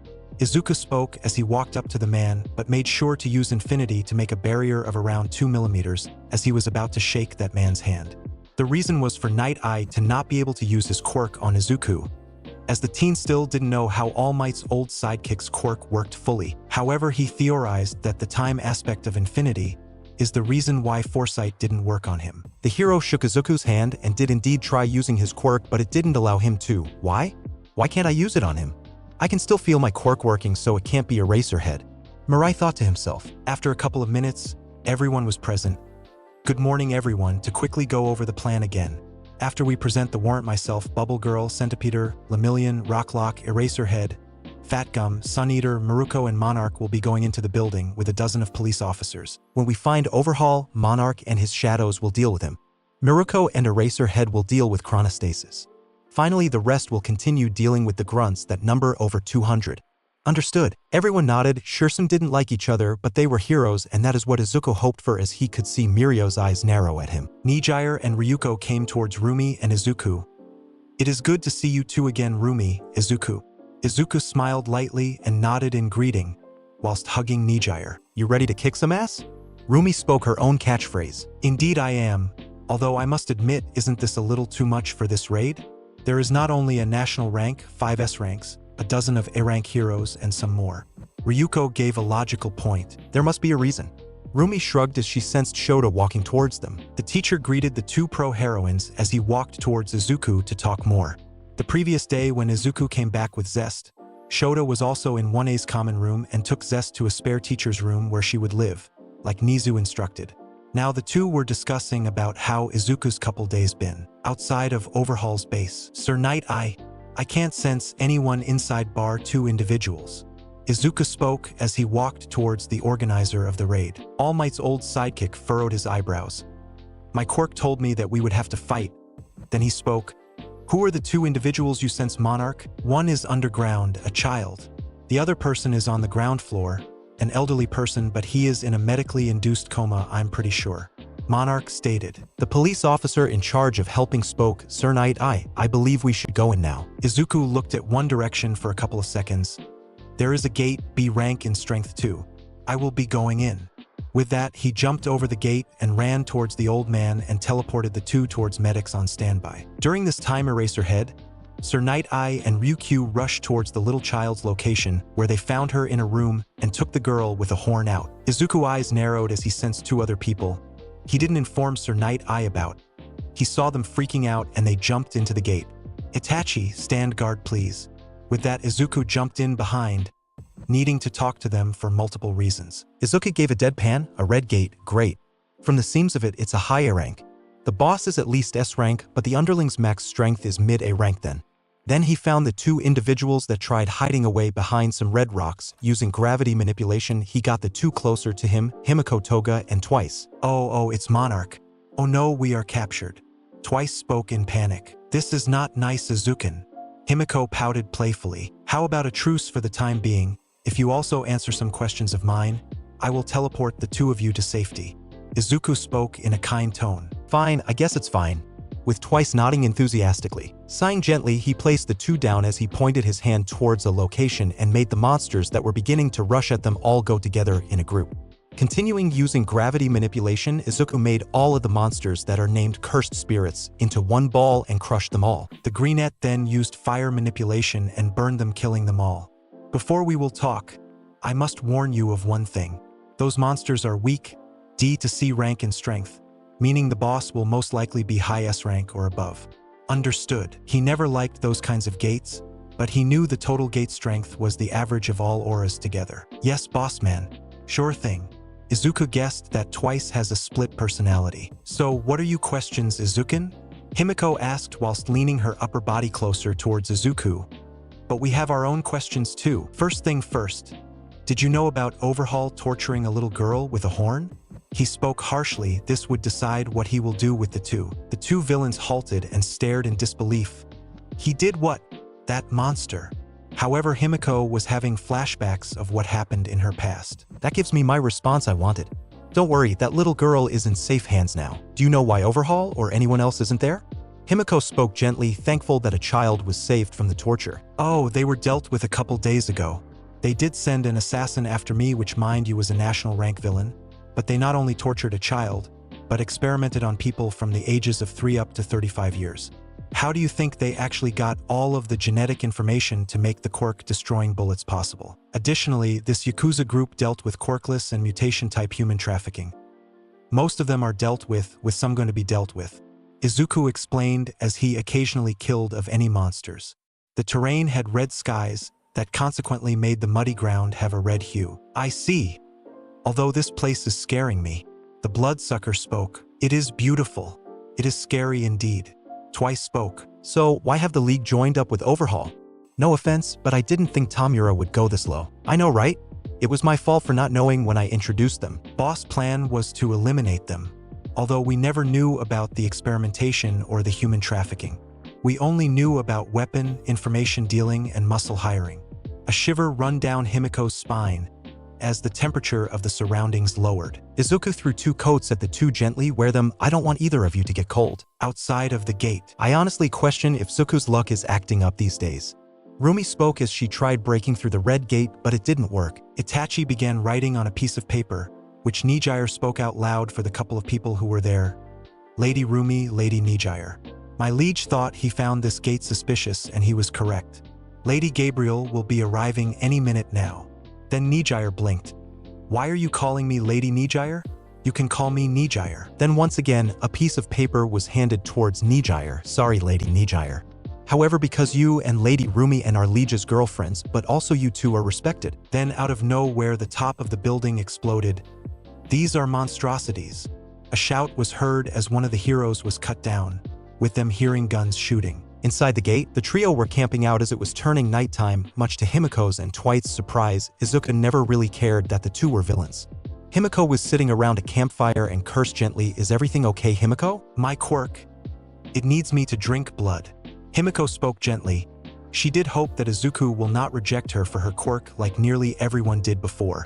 However, her craving for blood was increasing. What the monarch did was extend his left arm whilst pulling the overcoat sleeve closer to his shoulder. Drink. He spoke gently. Her eyes widened. Are you sure? Like sure. I want to see you all bloodied. But Izuku gave a reassuring nod. And now Himiko gently bit Izuku and started to suck his blood out. Much to her surprise once again, Izuku's blood was the only ones that tasted amazingly. So good that her stomach was having butterflies. However, the duo was interrupted when Twice spoke. Oh, someone is coming. Oh shit, someone is coming. Izuku sent out a wave of darkness overlord to capture the opponent, but in his perspective, it was cut. Izuku felt now this monster was at least in the national category. No wonder why the monsters were weak. The boss is strong. The king of curses, Ryaman Sukuna. My love, I remember him. He is the second strongest in the command of the monarch of the Iron Body's army. Tarnak is the king of monstrous humanoids, and Ryaman Sukuna, whilst he may look like a human, he is in the curse category. Koracia spoke through the ring's communication. Thanks. I'll deal with him happily. Then out loud he spoke. Baru, Mikao. Protect Himiko and Twice. This opponent is something else. A monarch, how interesting. And it seems you are protecting 2 humans. Then the 4 eyes narrowed. Why can I sense another monarch? A wild smirk appeared on his face when he released all of his aura. Never mind that, my master will be happy of what I'll bring him. Then he rushed towards Izuku. With the creator, he coughed into his hand and saw blood. My time is running dry. Please deal with them all. It'll be time when you unlocked the true black heart. But until then, be careful, my child. He coughed up again, with his blood having a black tint to it. Outside of the gate, no one could have predicted the shitstorm. Due to no one being next to the gate, they couldn't see that the gate's rank went up to S rank, then national rank. Mind you, this was the average. Every hero and police officer with Itachi, Slimy, Aleshi, and 8-winged angel with both Luna and Donald were helping defeating the monsters that did not look like monsters. Before Kai Chisaki died, he had employed one person, a teleporter. The task of the teleporter was to send every monster that Overhaul modified at the time when the raid would commence. Itachi produced fire that was enhanced by the angel's wind that burnt half a dozen monsters. Donald rushed towards a large monster and smashed his horns through its body, killing it. Luna jumped from Donald's back and jumped from a building to kill of a flying modified insect. Slashing its neck, it killed it. Leshy was dealing with a dozen of monsters, extending its arms to produce wooden spikes. Some of its body was turned to ash from one of the monsters shooting metal spikes. Nijire flew upwards with her quirk. Pressing a button on her new bracelet, it transformed into a bow. This was a present to help her use her quirk in a different way. Flashback. Nijire, I have something you might like. Izuku spoke as he gave a bracelet towards Nijire. Thank you, a bracelet? What's this? The bluinette asked whilst looking intently. Then she accidentally pressed something on the bracelet and squeaked. The bracelet turned into a bow. The bow was made from wood that had golden and obsidian engravings on it. The string had a blue glow to it. The bow of energy arrows. It uses your quirk to make arrows of different types. Let's say you use 10% and that will make an arrow of the same power that you could shoot. Then he pointed at the ends. It has 2 functions though. The first is the normal shot. The second one is multi-shot, being able to shoot up to 10 arrows at once. If you infuse the explosion power, you can make those arrows also explode. Izuku was about to continue but was quieted by Nijire kissing him. The Greenette got this for Nijire as he remembered that it was hard for his girlfriend to pierce things with her normal waves. And Izuku wanted her to be safe. "Thank you. I love it." A beautiful smile was on her face as she looked with awe at it. Then it turned back into a bracelet. Name, Bow of Energy Arrows, Item Class. A type, Bow Attack plus 200. The bow that automatically creates arrows from the user's infusion of energy. The strength depends on the amount of energy infused. It has 2 modes, singular and multi-arrow. It can turn into a bracelet. Singular mode, shoots 1 arrow. Multi-arrow mode, shoots up to 10 arrows. Flashback end. Whilst Nijire hasn't touched a bow in ages, her pinpoint was surprisingly good, killing off any monsters that came closer to the police officers or the civilians. She saw her teacher dealing with some of the monsters that size was bigger. Rumi, on the other hand, was using her legs to kick and kill of the monsters. Izuku helped her gain strength, and it was showing as Rumi was barely seen by an untrained human eye. "I hope Zuko is fine. This here isn't that bad." Then, as luck has it, she cursed under her breath, seeing the lone but big monster that was flying leisurely towards her. "An S rank, I see. It is similar to a Nomu, but only using monsters. Overhaul that sick bastard." Then she rushed forward, trying to kick the head of the monster, but was blocked by its arm. Using Dominator's touch, she got herself to it, and using her dagger she cut of one its arms. Jumping onto a wall of a building, she sprang back as the monster used some kind of weak poison mist, but her regeneration helped deal with that.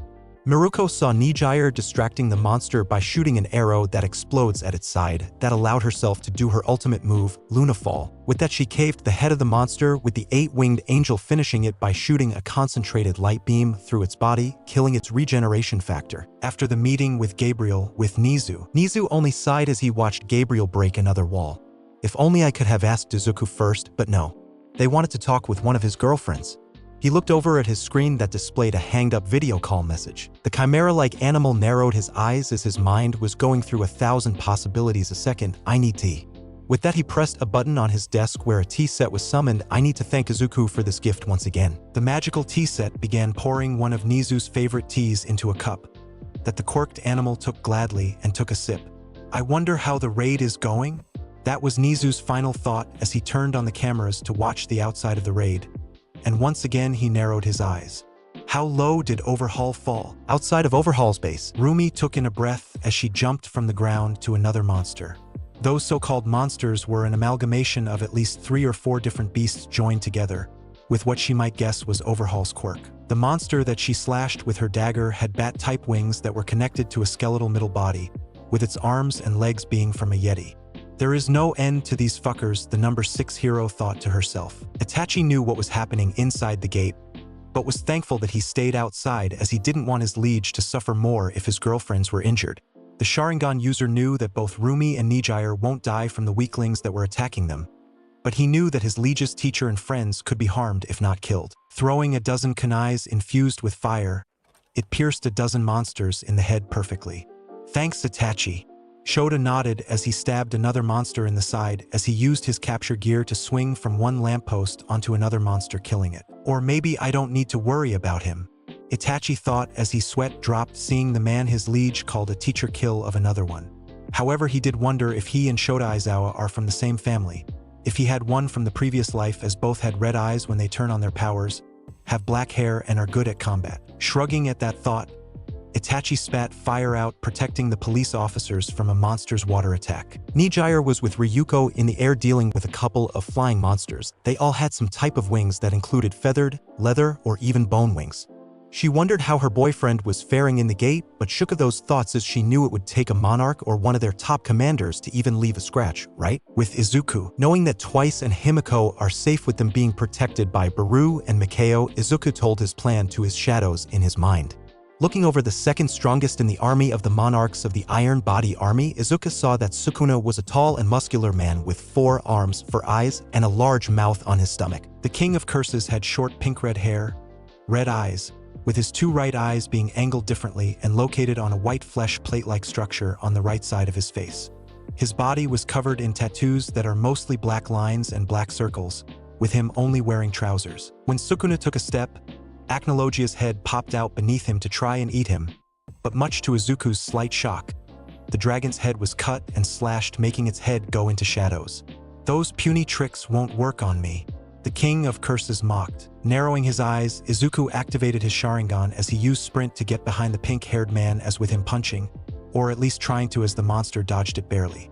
Summoning his spear, Izuku slashed upwards but had to activate Infinity to block Sukuna's attack. The king of curses, Ryaman Sukuna, is using Cleave. At the corner of the young monarch's vision, he saw that the rocks that were behind him were cut in two.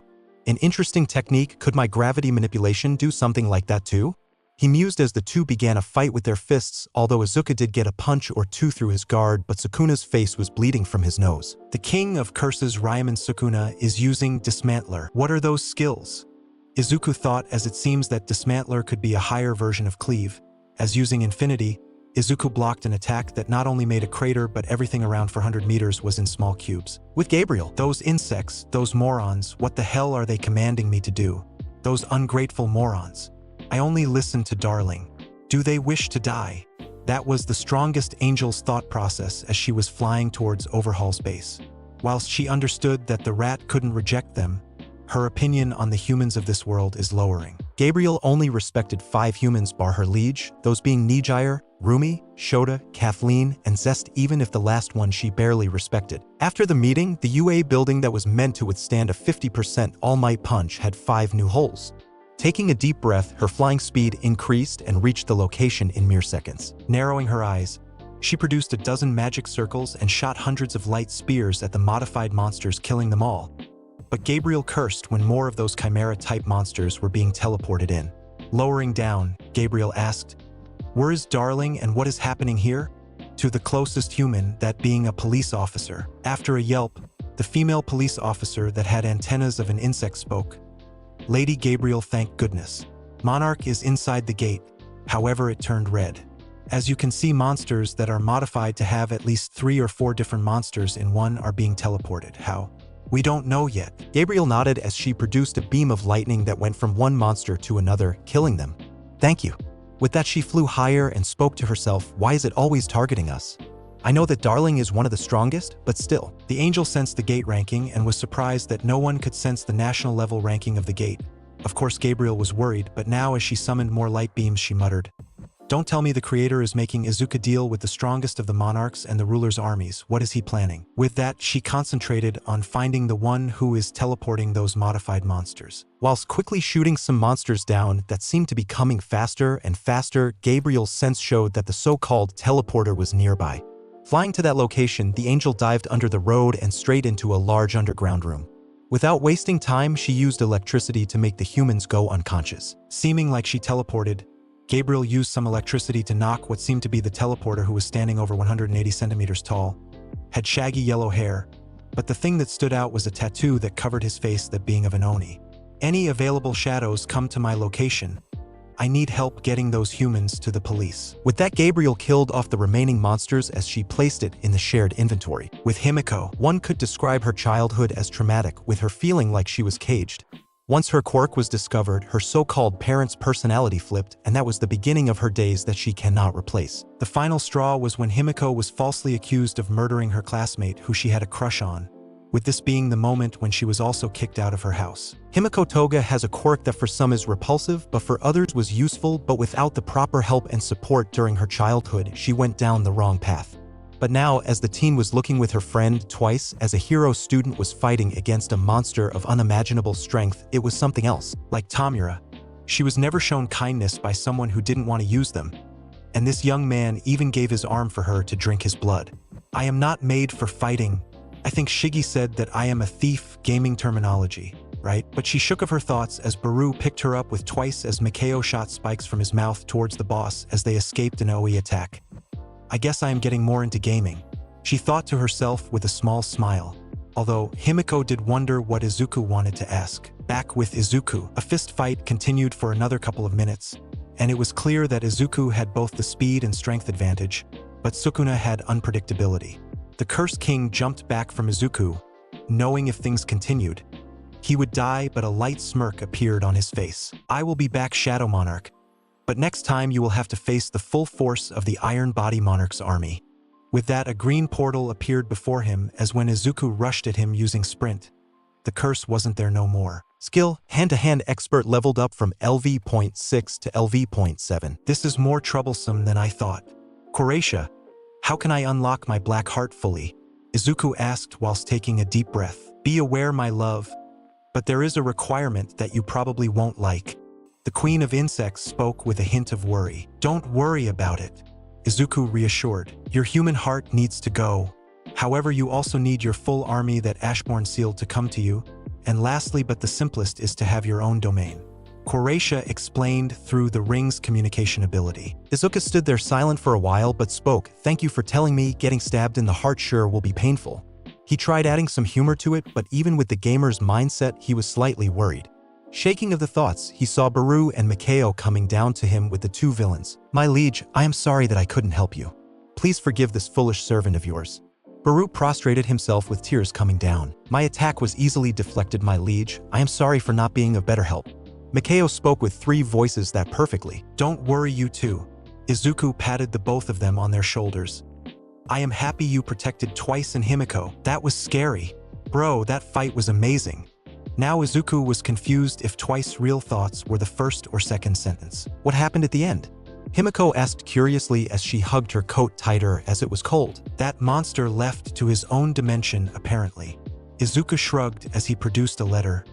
Give this to Dabi, please. And as promised, I will teleport the two of you out safely. With that, Izuku commuted Twice and Himiko without the two of them being able to say anything to a safe location far from the late Overhaul's base. Now with no other humans, Izuku spoke to himself as he looked at the store. Ah yes, here it is, although my gold is in its thousands now. He sweat dropped seeing that he finally got over 4 trillion gold, got all spent on one item, a runestone. One of the conditions will be met now. With that, he crushed the runestone. Alarm. New skill has been learnt. Skill. Dimension of the monarch, job specific skill, no mana required to upkeep, a dimension that is 10 square kilometers. The land is habitable, but it needs modifying to fit the owner's needs. Shadow soldiers can teleport there instantly and can either go back to where they were or to the owner's shadow. The owner can form a black portal to enter into it. 100,000 MP to increase the land by 1 square kilometer. Congratulations! Now your body is getting adapted to host the full force of the Black Heart. Secret quest completed. Quest, personal dimension. Make a dimension your own reward, S1. All basic stats increased by plus 102. HP increased by 10. 0003. Elemental resistance plus 1 level. I guess my body is still too weak to manage the Black Heart. I guess I will be a little stronger before I fully unlock it. Except all. With that, Izuku could feel the increase of power. I will check the dimension of the monarch with the girls later. He thought to himself as he jumped out of the gate just to see that most of the surroundings were in rubble. So, what happened here? Izuku asked one of the heroes. You missed it, Monarch, but during the time you were completing the Red Gate. Monsters that have been modified have been teleported here. It is all dealt with, and Lady Gabriel apprehended the teleporter. The hero was Fagum, who was eating some yakisoba. The younger man just nodded as he went to look for Rumi, Nijire, and Gabriel. With Sukuna, I met the Shadow Monarch today and he is strong, although he has a barrier that blocks every attack of mine. A laugh could be heard. This was the strongest monster under the Iron Body Monarch's army. I will adapt and overcome it. I always do, and I will win. With Dabi, looking curiously towards the letter he was given by Toga after they were sent away by Monarch. The cremation cork user opened it when he was in his room. It read, Hello Dabi, or should I say Toya Todoroki. Don't ask me about how I know, but I am here to say one thing. Your sister misses you. I have heard from her about you and I want the two of you to meet. I promise you that you won't be captured, but also, I will heal your life force. I did some research when the incident occurred. The doctor who healed you used your life force to heal you incorrectly, with you losing it faster than ever. I want Shoko to be happy, so please let meet on January 11th. On Shoko's birthday, my shadow soldier will help you get to the location. P.S. Tell Tamura Shigaraki to be wary of the doctor. He isn't loyal to all for one. A troubled look came from Dabi's face. Not only did Izuku know about his actual identity, but also about the meeting and the other facts he did not know.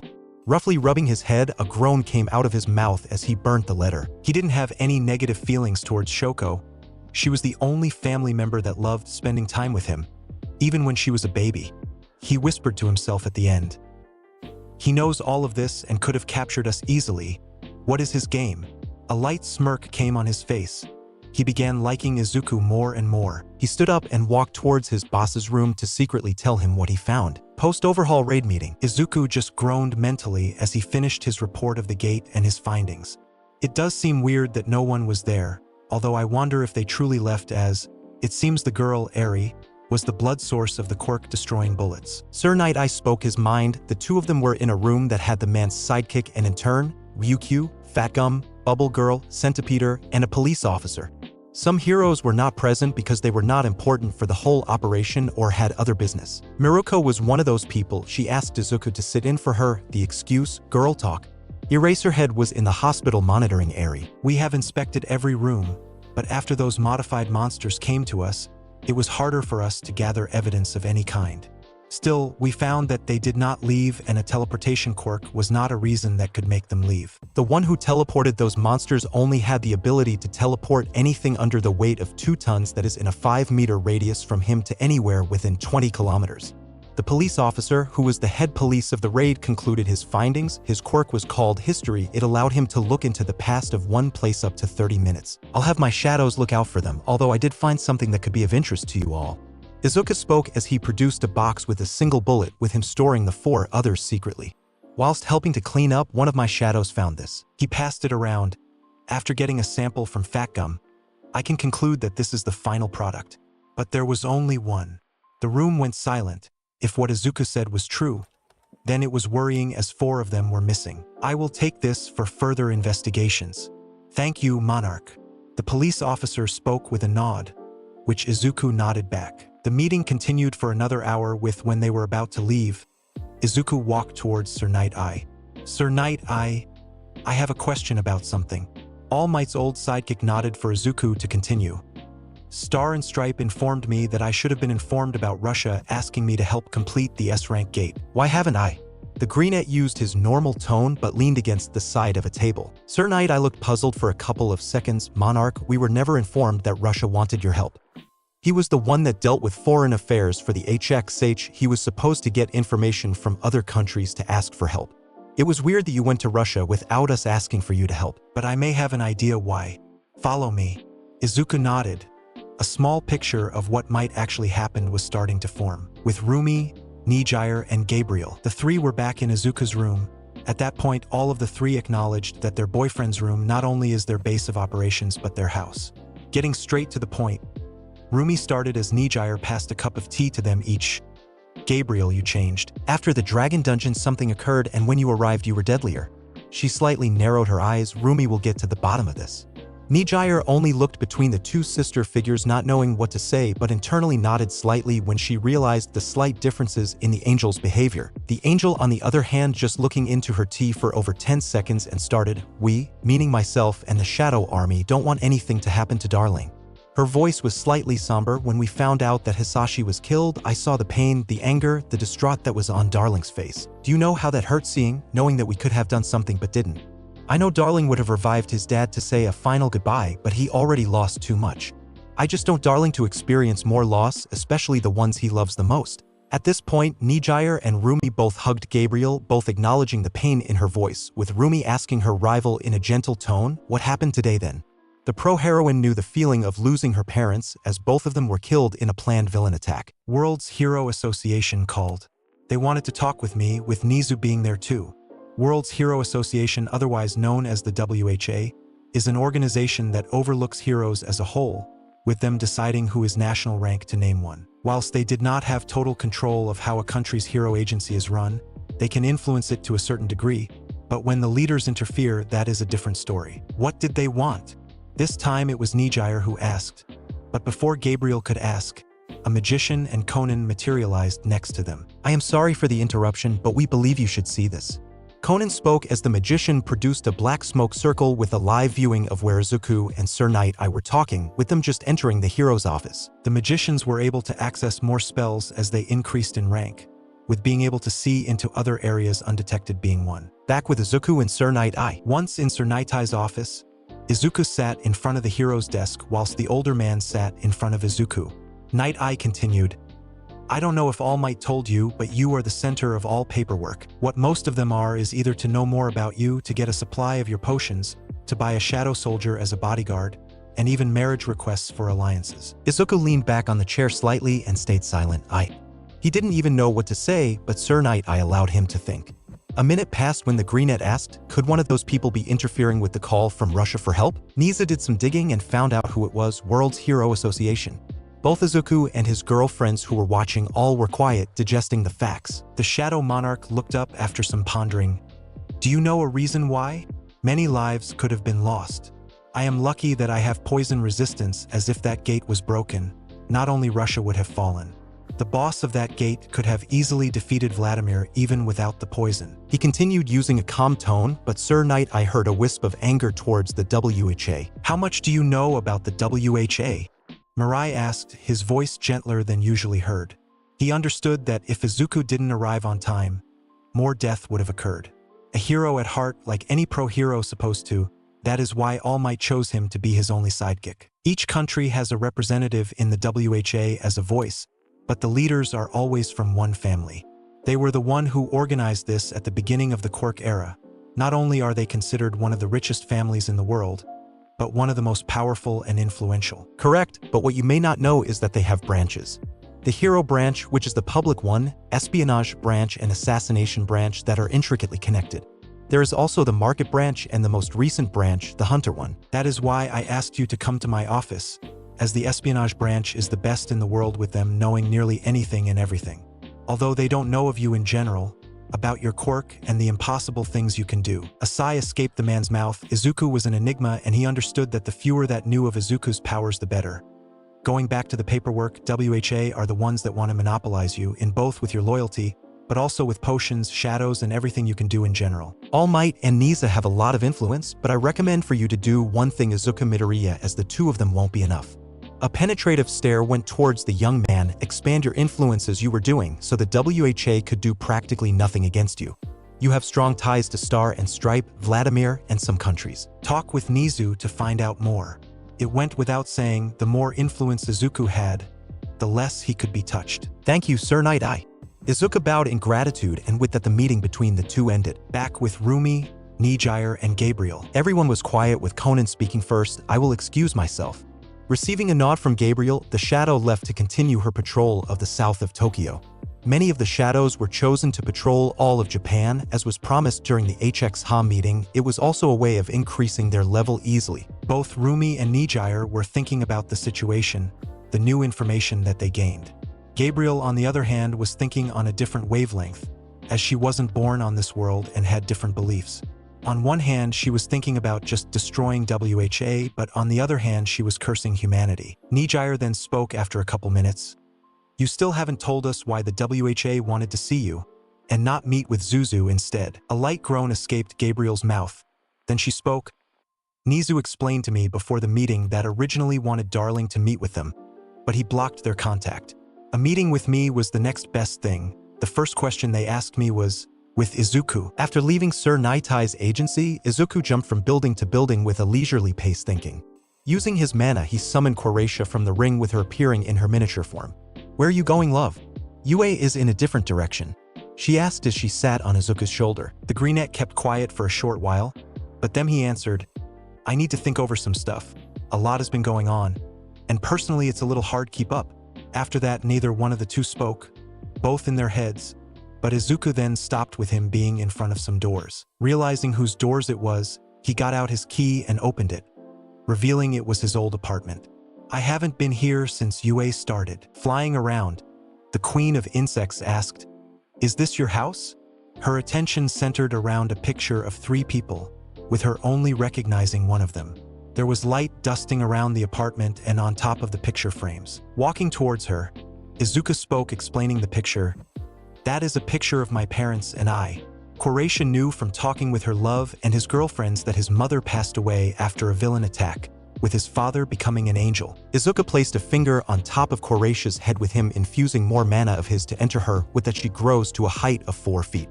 Some sweat could be seen on Izuku's face, with him saying, even with all of my mana, that is how much I could summon of you. Looking at her larger body, Koracia spoke, Thanks, love. But how come? There was some curiosity in her tone why Izuku poured all of his MP into her. I still don't know the answer to that, but I can say that if we had fought then, I don't know if I would have won. Izuku shrugged as he began preparing some tea for both. The female monarch walked towards Izuku and took the cup of tea that Izuku offered as the two went towards a balcony. Looking over Muzutafu from the balcony, the plague monarch asked, "Do you have any idea what to do with the WHA?" Her outer expression might not show it, but inside she was worried about the one she called love. "I can't really go and take over WHA without consequences like I did with the Hero Commission."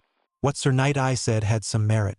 Sure, I may be called the strongest human, but I am still a child, someone who isn't an adult yet. There was silence after this, but Izuku continued after taking a calming breath.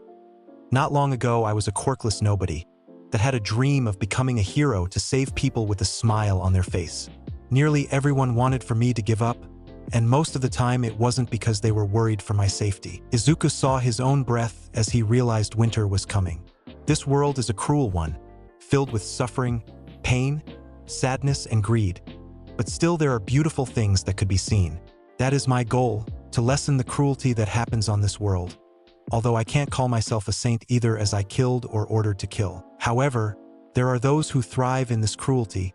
That is the reason why WHA still exists to this day. Croatia took in everything and finally spoke. From the short time I saw Earth, I could feel and tell that this world was meant to be destroyed. One of my abilities is to commune with nature, to be more precise with the insects and the plagues. The information I gathered is that humans are a race that would eliminate themselves first. No wonder why the ultimate being created the so-called gods. It's for them to make sure humans didn't do anything stupid, right? She nodded her head. Long before humans existed, the ultimate being created a tower. Izuku rose his eyebrow in curiosity. The tower was used for training most of the time when us monarchs and rulers were young and were still weak. It was filled with mazes, dungeons with monsters, ruins, a place that is a dream for any explorers. Having around 100 floors, no one conquered it, but that was something we all agreed on, was that it was fun. Unfortunately, it was destroyed at the end. Getting the memo, Izuku spoke. "You are saying I should create a tower too?" The heavens and demon towers were basic ones, I guess. Croatia nodded, with her explaining further, "The dimension of the monarch skill you have, it is a unique skill that only you and the ultimate being has. You can control the laws of that world, meaning if you make it so, then no one dies." A knowing smirk appeared on her face. Leaning his body on the railing, Izuku continued, "If I make the dimension accessible to the public, not only can I make the tower, but other possibilities as well." Taking out his phone, the greenette looked on the internet and found some stories that had towers as their theme. A little smirk appeared on his face with him saying, "How about we make it? Not only could I make a new currency being gold, but it will also be a fun project." A smirk appeared on her face with her leaning towards Izuku and seductively whispered, "Indeed, my love." A couple of hours later in Izuku's dorm. After the talk, Izuku decided to clean up his apartment with Croatia's help, with him deciding to put the apartment up for rent. He needed a legitimate way of making money. Izuku did realize that he was breaking the Japanese economy slightly with the gold to yen conversion. On the way back, the two got some takeout, and when they teleported towards Izuku's room with Kamui, they were met with his 3 girlfriends having expressions of anger, frustration, and irritation. "Did anything happen?" Izuku asked uncertainly whilst placing the takeout onto the main sitting room table. "Zuku, you might have to hear this."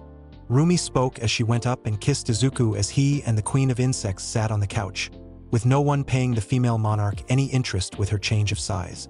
Rumi looked towards Gabriel, with him understanding and looking towards her too. "Darling, I had a call with WHA in the morning." The angel spoke with some hesitance. "The rat told me why they wanted to call me instead of you first." Everyone was paying attention, even though Rumi and Nijire heard it already. They want you to be in an arranged marriage with the heir of the Kalmoth family, which as we know is the ruling family of the WHA. Gabriel spoke with silence reigning all over. You could see Croatia gritting her teeth lightly, Rumi and Nijire both having tight facial expression like they bit into a lemon, with Izuku having a blank one. "Yeah, that won't happen. It is quite clear what they want to accomplish with this." Izuku spoke in a monotone after digesting the information, with the others nodding, all knowing what Izuku's view is. This was a common strategy that was covered in history by Yue, A person of power would offer a daughter to the other person to marry. When the female gets pregnant, the male usually mysteriously dies, making the female's family in charge or have the child be used as a bargaining chip.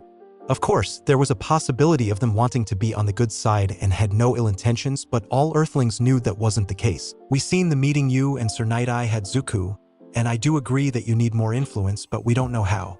I hate to say it, but even if everyone here is S rank or above in strength, none of us have any political power bar yourself.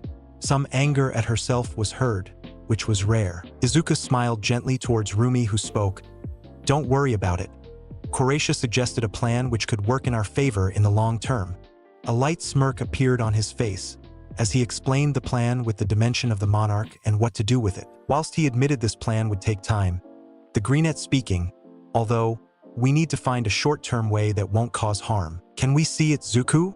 Rumi asked, being interested what another dimension looks like. Nodding with a smile, Izuku created a portal that cost him 10,000 MP so others could use. He placed it on a free space he had on a wall in his room. It would be staying there until Izuku didn't want it. The five went in and all widened their eyes, the 10 kilometers squared of land all in a circle, although it was just rock that was seen all around them. The sky was filled with stars as it was possibly set this way. Wow, that is all, Nijire said as she looked around, but the others nodded to that. You said I can do whatever I want in my dimension, right, Croatia? Izuku asked the Plague Monarch. Yes and no. From what I remember of what the ultimate being saying, he could manipulate it with reason. The ground and the laws of the world are pretty easy for some reason, but making things happen like life is way harder. She explained whilst floating with her wings. I guess you need to use mana as a substitute. I see. A minute later, laughter was heard with nearly everyone rolling on the ground as Izuku made the rocky surface turn into soil filled with fluffy grass. I guess I won't mind staying here for a while.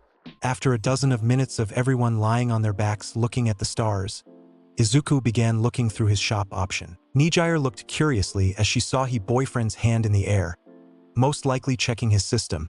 She then asked, "What you doing?" I promised Raphael and Payne that we would celebrate theirs and everyone's promotions. I am just preparing what we would need. He spoke gently as he then gave an order to his shadows. To everyone, in an hour we will be celebrating everyone's promotions. Zetsu, would it be possible for you to create clones to patrol France, Denmark, Japan, and to those who stay in the shadows? You can teleport to the dimension where we are holding it. With that, Izuku asked the four girls to help him prepare. An hour later, the dimension had some light that was created by fake fireflies that were larger than commonly seen. There was food and drinks to fill up the whole army without problem on tables the monarch created, with Izuku increasing the size of the dimension by a kilometer squared during this time for more space for everyone to use. There was a bonfire in the middle with a small stage in front of it. During this time, Zetsu's clones went around the world where other shadows were so to make sure nothing would happen. Now on the stage, Izuku stood alone. In front of him stood 3,377 shadows, which was all of them. Nijire, Rumi, Gabriel, and Croatia stood to the side, or in the Plague Monarch's case, levitated. Thank you for coming. It is rare for us nowadays to see everyone together. Izuku spoke with a smile. Firstly, I want to congratulate all of you for your hard work leveling and rising in the ranks. I want to thank you all for staying with me during these troubling times. I promise that we will defeat anyone who threatens Earth for all of us to live happily, to get stronger together. This may be nothing much, but please enjoy yourself as today, you all are the stars. All shadows made some noise either by shouting, roaring, clapping, and with magical attacks being thrown into the air due to happiness from the beautiful words their liege spoke and to cheer one another. The time continued with everyone socializing, talking, eating, and drinking. There was some sparring, competitions, but in general everyone had fun. Izuku personally went to each and every shadow, either talking to them, petting them, or playing with them, with other living beings joining too. The funniest thing was Baru running away from Croatia, who was calling the shadow soldier her son. All whilst Baru running away and shouting for his dad, aka Izuku, to save him. W/N. Sorry, I am not the best at writing normal speeches that are not involved with presentations. After the party was finished, the shadows that were stationed in other locations left like the vampire French team, whilst the other French team that was there temporarily stayed with Izuku. Additionally, the African team that made up of all Dracos came back officially. Now Nijire, Izuku, and Rumi were riding Kaisel towards the airport whilst Gabriel stayed in the shadow whilst Croatia in the ring, as they need to be going to Canada, and by plane again. With Shoko, She sighed once again as she slid down her bedroom door. She missed her opportunity again. Her mother, Rei Todoroki, asked her to invite Izuku over for dinner to thank him for improving the Todoroki family dynamic.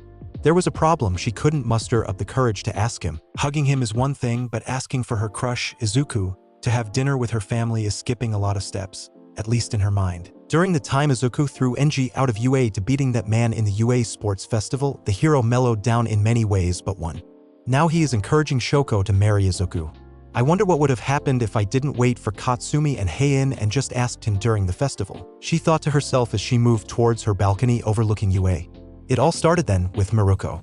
If I asked him out then and not waited, if I wasn't scared of rejection. Shoko saw her own breath in the autumn night, but she did not feel the cold. She wanted to talk with him, hug him again, spend more time with him again, but had no opportunity. The only time was when Izuku landed on the couch, but was somehow pushed back. She saw him being the most exhausted she had seen him, with her worrying if he isn't pushing himself too hard. Shoko pushed herself hard during training to try to forget her oldest brother's death, so she hoped that she could have helped him as he had done so many times. Izuku did help her with her quirk whenever he had time. Now her area of control of her produced ice was nearly twice as it was since the beginning of the year, with her resistance also increased. A new plan was beginning to set in her mind, but in truth it was the same for some time. I need to ask him when he gets back. A whisper traveled into the soundless night, reaching no one's ears. With zest, it was a couple hours after she came back to UA with Izuku from Russia. She had organized her room in the teacher's building and now is trying to fall asleep. Her conversation with Izuku in Moscow came to her mind. I am still a hero, or at least a provisional one. You are aware that a hero's work is never over, especially with the gates. Sure, the villain activity has dropped down, but the deaths of innocents are rising. I don't want any children to grow up without their parents.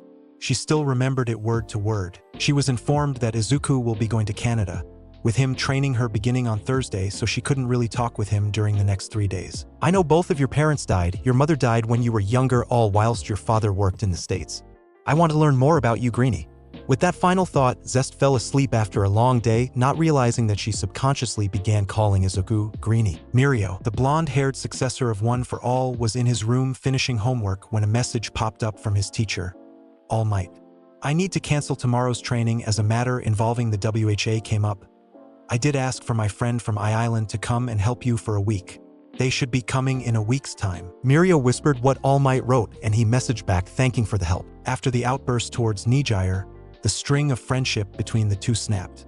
The rest of the class did not know what occurred, but they all saw Nijire and Mirio ignoring each other.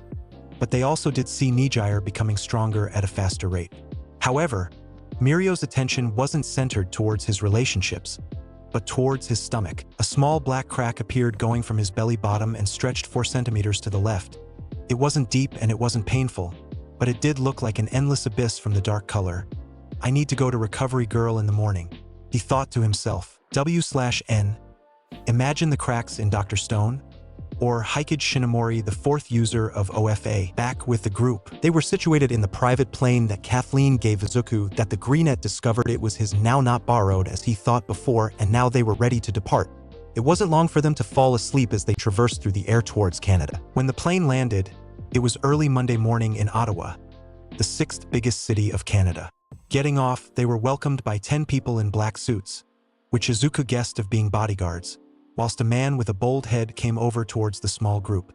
Welcome to Canada. I hope your stay would be welcoming. A smile came over his face as he placed his hand out. My name is Lewis, and I am the Secretary of the Hero Association President. Shaking Lewis's hand, Izuku replied, Thank you, Lewis, and I am looking forward to this. Lewis then greeted Nijire and Rumi, with him moving his hand towards a limousine that was parked nearby. The car ride took over 40 minutes to reach where the Hero Association office was located. During the ride, the 4 talked with Izuku, getting more information about the situation in Canada. Apparently, the mainland was dealing with the monsters well, with the islands that Canada owned became uninhabited, all because monsters killed the people and heroes that lived there, with reinforcements coming in late. Walking inside the office, Izuku greeting the Hero Association president that was called William and quickly caught up from the last meeting. Rumi and Nijire were sitting on either side of Izuku on the couch, all whilst Monarch continued to talk, and agreed to help clear the gates and leave some shadows in Canada, whilst also getting paid for this service. Every country that asked Izuku for his shadows to patrol is paying him, with them all knowing about the usefulness of his shadows. Izuku would have to go to All Might when he comes back to talk with him about a certain subject that related to this soon. Rumi thought seeing her lover talking to a president of a hero association in a different nation. Zuko is getting backing from more influential countries. He wants to go to the Bijou Gate next weekend. Possibly in 2 weeks we could go to Africa, but didn't Zuko mention he will be having a school trip abroad then? She continued to think whilst drinking some tea that was offered. After the meeting, Gabriel and Croatia, using nearly all of Izuku's MP, came out, both complaining about the length of the meeting, but all of them went towards a restaurant to eat Canadian traditional foods such as bison meat, bannock, and poutine. Whilst they were eating, Izuku began thinking out his commands. There will be 2 groups, the temporary ones and the ones who will patrol Canada. The group that will stay here will be all of the Dragon Commanders, Baruka, Sadkiel, Haydn, and the Ant Soldiers. I want you all to travel to the north where the most monsters are. After he felt them bowing to him, Izuku wanted his commanders to have more opportunities to level themselves up, as it was rare for them these days. Especially after Sukuna, Acnologia's mood was lowered as she defeated like it was nothing. He then continued, the ones who will be staying here will be Itachi and Orochimaru, Golu and his snow golems, the poisonous mage flies and the armored ones, Ice Yeti boss and his Ice Yetis. Enjoy hunting. Once again he felt them bowing, with him continuing eating like nothing happened, with Gabriel sending a wink towards Izuku as she knew what he said. So what are our actual plans? Izuku couldn't help but ask. His original plan before Toji was just to visit the association president and go back to Japan, but both Rumi and Nijire wanted to stay to relax, so he asked them. Ice skating. Nijire started. Food tasting. Rumi continued. Touring around. Fighting strong opponents. Hot spring. Croatia spoke, wanting to join, with Izuku giving a sweat drop, whilst the 3 other women nodded to her idea. Monarch saw them all finish eating in an instant and took him by his hand and dragged him out towards a hot spring with him whispering, perverts, with a smile on his face. Whilst holding his food using gravity manipulation, with the green egg controlling the liquid with gravity for it not to fall out. Skill. Gravity manipulation leveled up from LV.3 to LV.4. Izuku just sighed and began to use flight whilst being pulled. When they found one, Rumi rented a private room with the group splitting up. Izuku just sighed with a small smile and put on some swimming trunks on and went towards the hot springs. Getting in, he couldn't help but give a sigh of satisfaction, feeling like everything that occurred in the past week began fading away slowly. He sensed that his girlfriends and Croatia were coming towards the waters, with them 2 sitting in it and relaxing. All 4 of them were in swimming wear, with Izuku only had one thought, beautiful, with Gabriel smirking as she could hear what Izuku said, except if he concentrates on blocking out his thoughts to his shadows. It was nearing 2 hours after the group entered the bath with them spending their time talking and relaxing. Getting up, they begin leaving to change, all satisfied with the visit. Getting dry and changing back to their clothes, they continued to explore Ottawa, with the female monarch going into her miniature form and sitting on Izuku's head. After some time of exploring, someone jumped from a skyscraper in front of the group with him speaking joyfully, "Ha ha ha! I can finally meet you, monarch. I am such a huge fan." Before the person realized anything, Croatia hid into the ring. The humans instantly realized who this person was, the one who is considered the most invulnerable in the world, a mid-level national hero, Maple. Izuku and Nijire spoke in unison. Maple stood at 6 feet 6 inches with a broad frame. He had short brown hair and a beard. His costume had red trousers with black boots, a white compressed shirt with a red maple sign in the middle with a darker red jacket. Metal arm guards were present on his jacket. He was wearing a fairly large axe on his left hip and a massive shield on his back. One and only. You guys must be Maruko, Nijire-chan, and Gabriel. Nice to meet you all and welcome to Canada.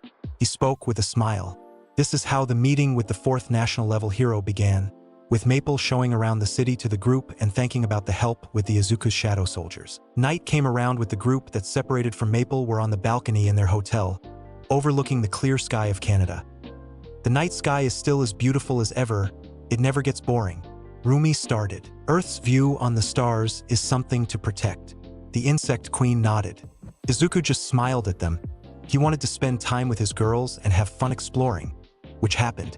The 4 females also agreed that they loved it and wanted more days like this, but all knew the current situation could get worse. Now inside the bed, Izuku's last conscious thought before going to sleep was a notification about his level rising once. And that's a wrap for What If Deku Had Solo Leveling System, Part 11. The world is shifting, and Deku's journey is about to hit a whole new level. If you're hyped for more, smash that like button. We're pushing for 100 likes to keep this series going strong. Big shout out once again to Michael Zelanka, make sure to support them. And to all my legendary viewers, your support means everything. You guys make this journey legendary. Drop your theories in the comments. What's Deku's next power-up? Who's his next challenger? Let's talk about it. I'll catch you in the next one.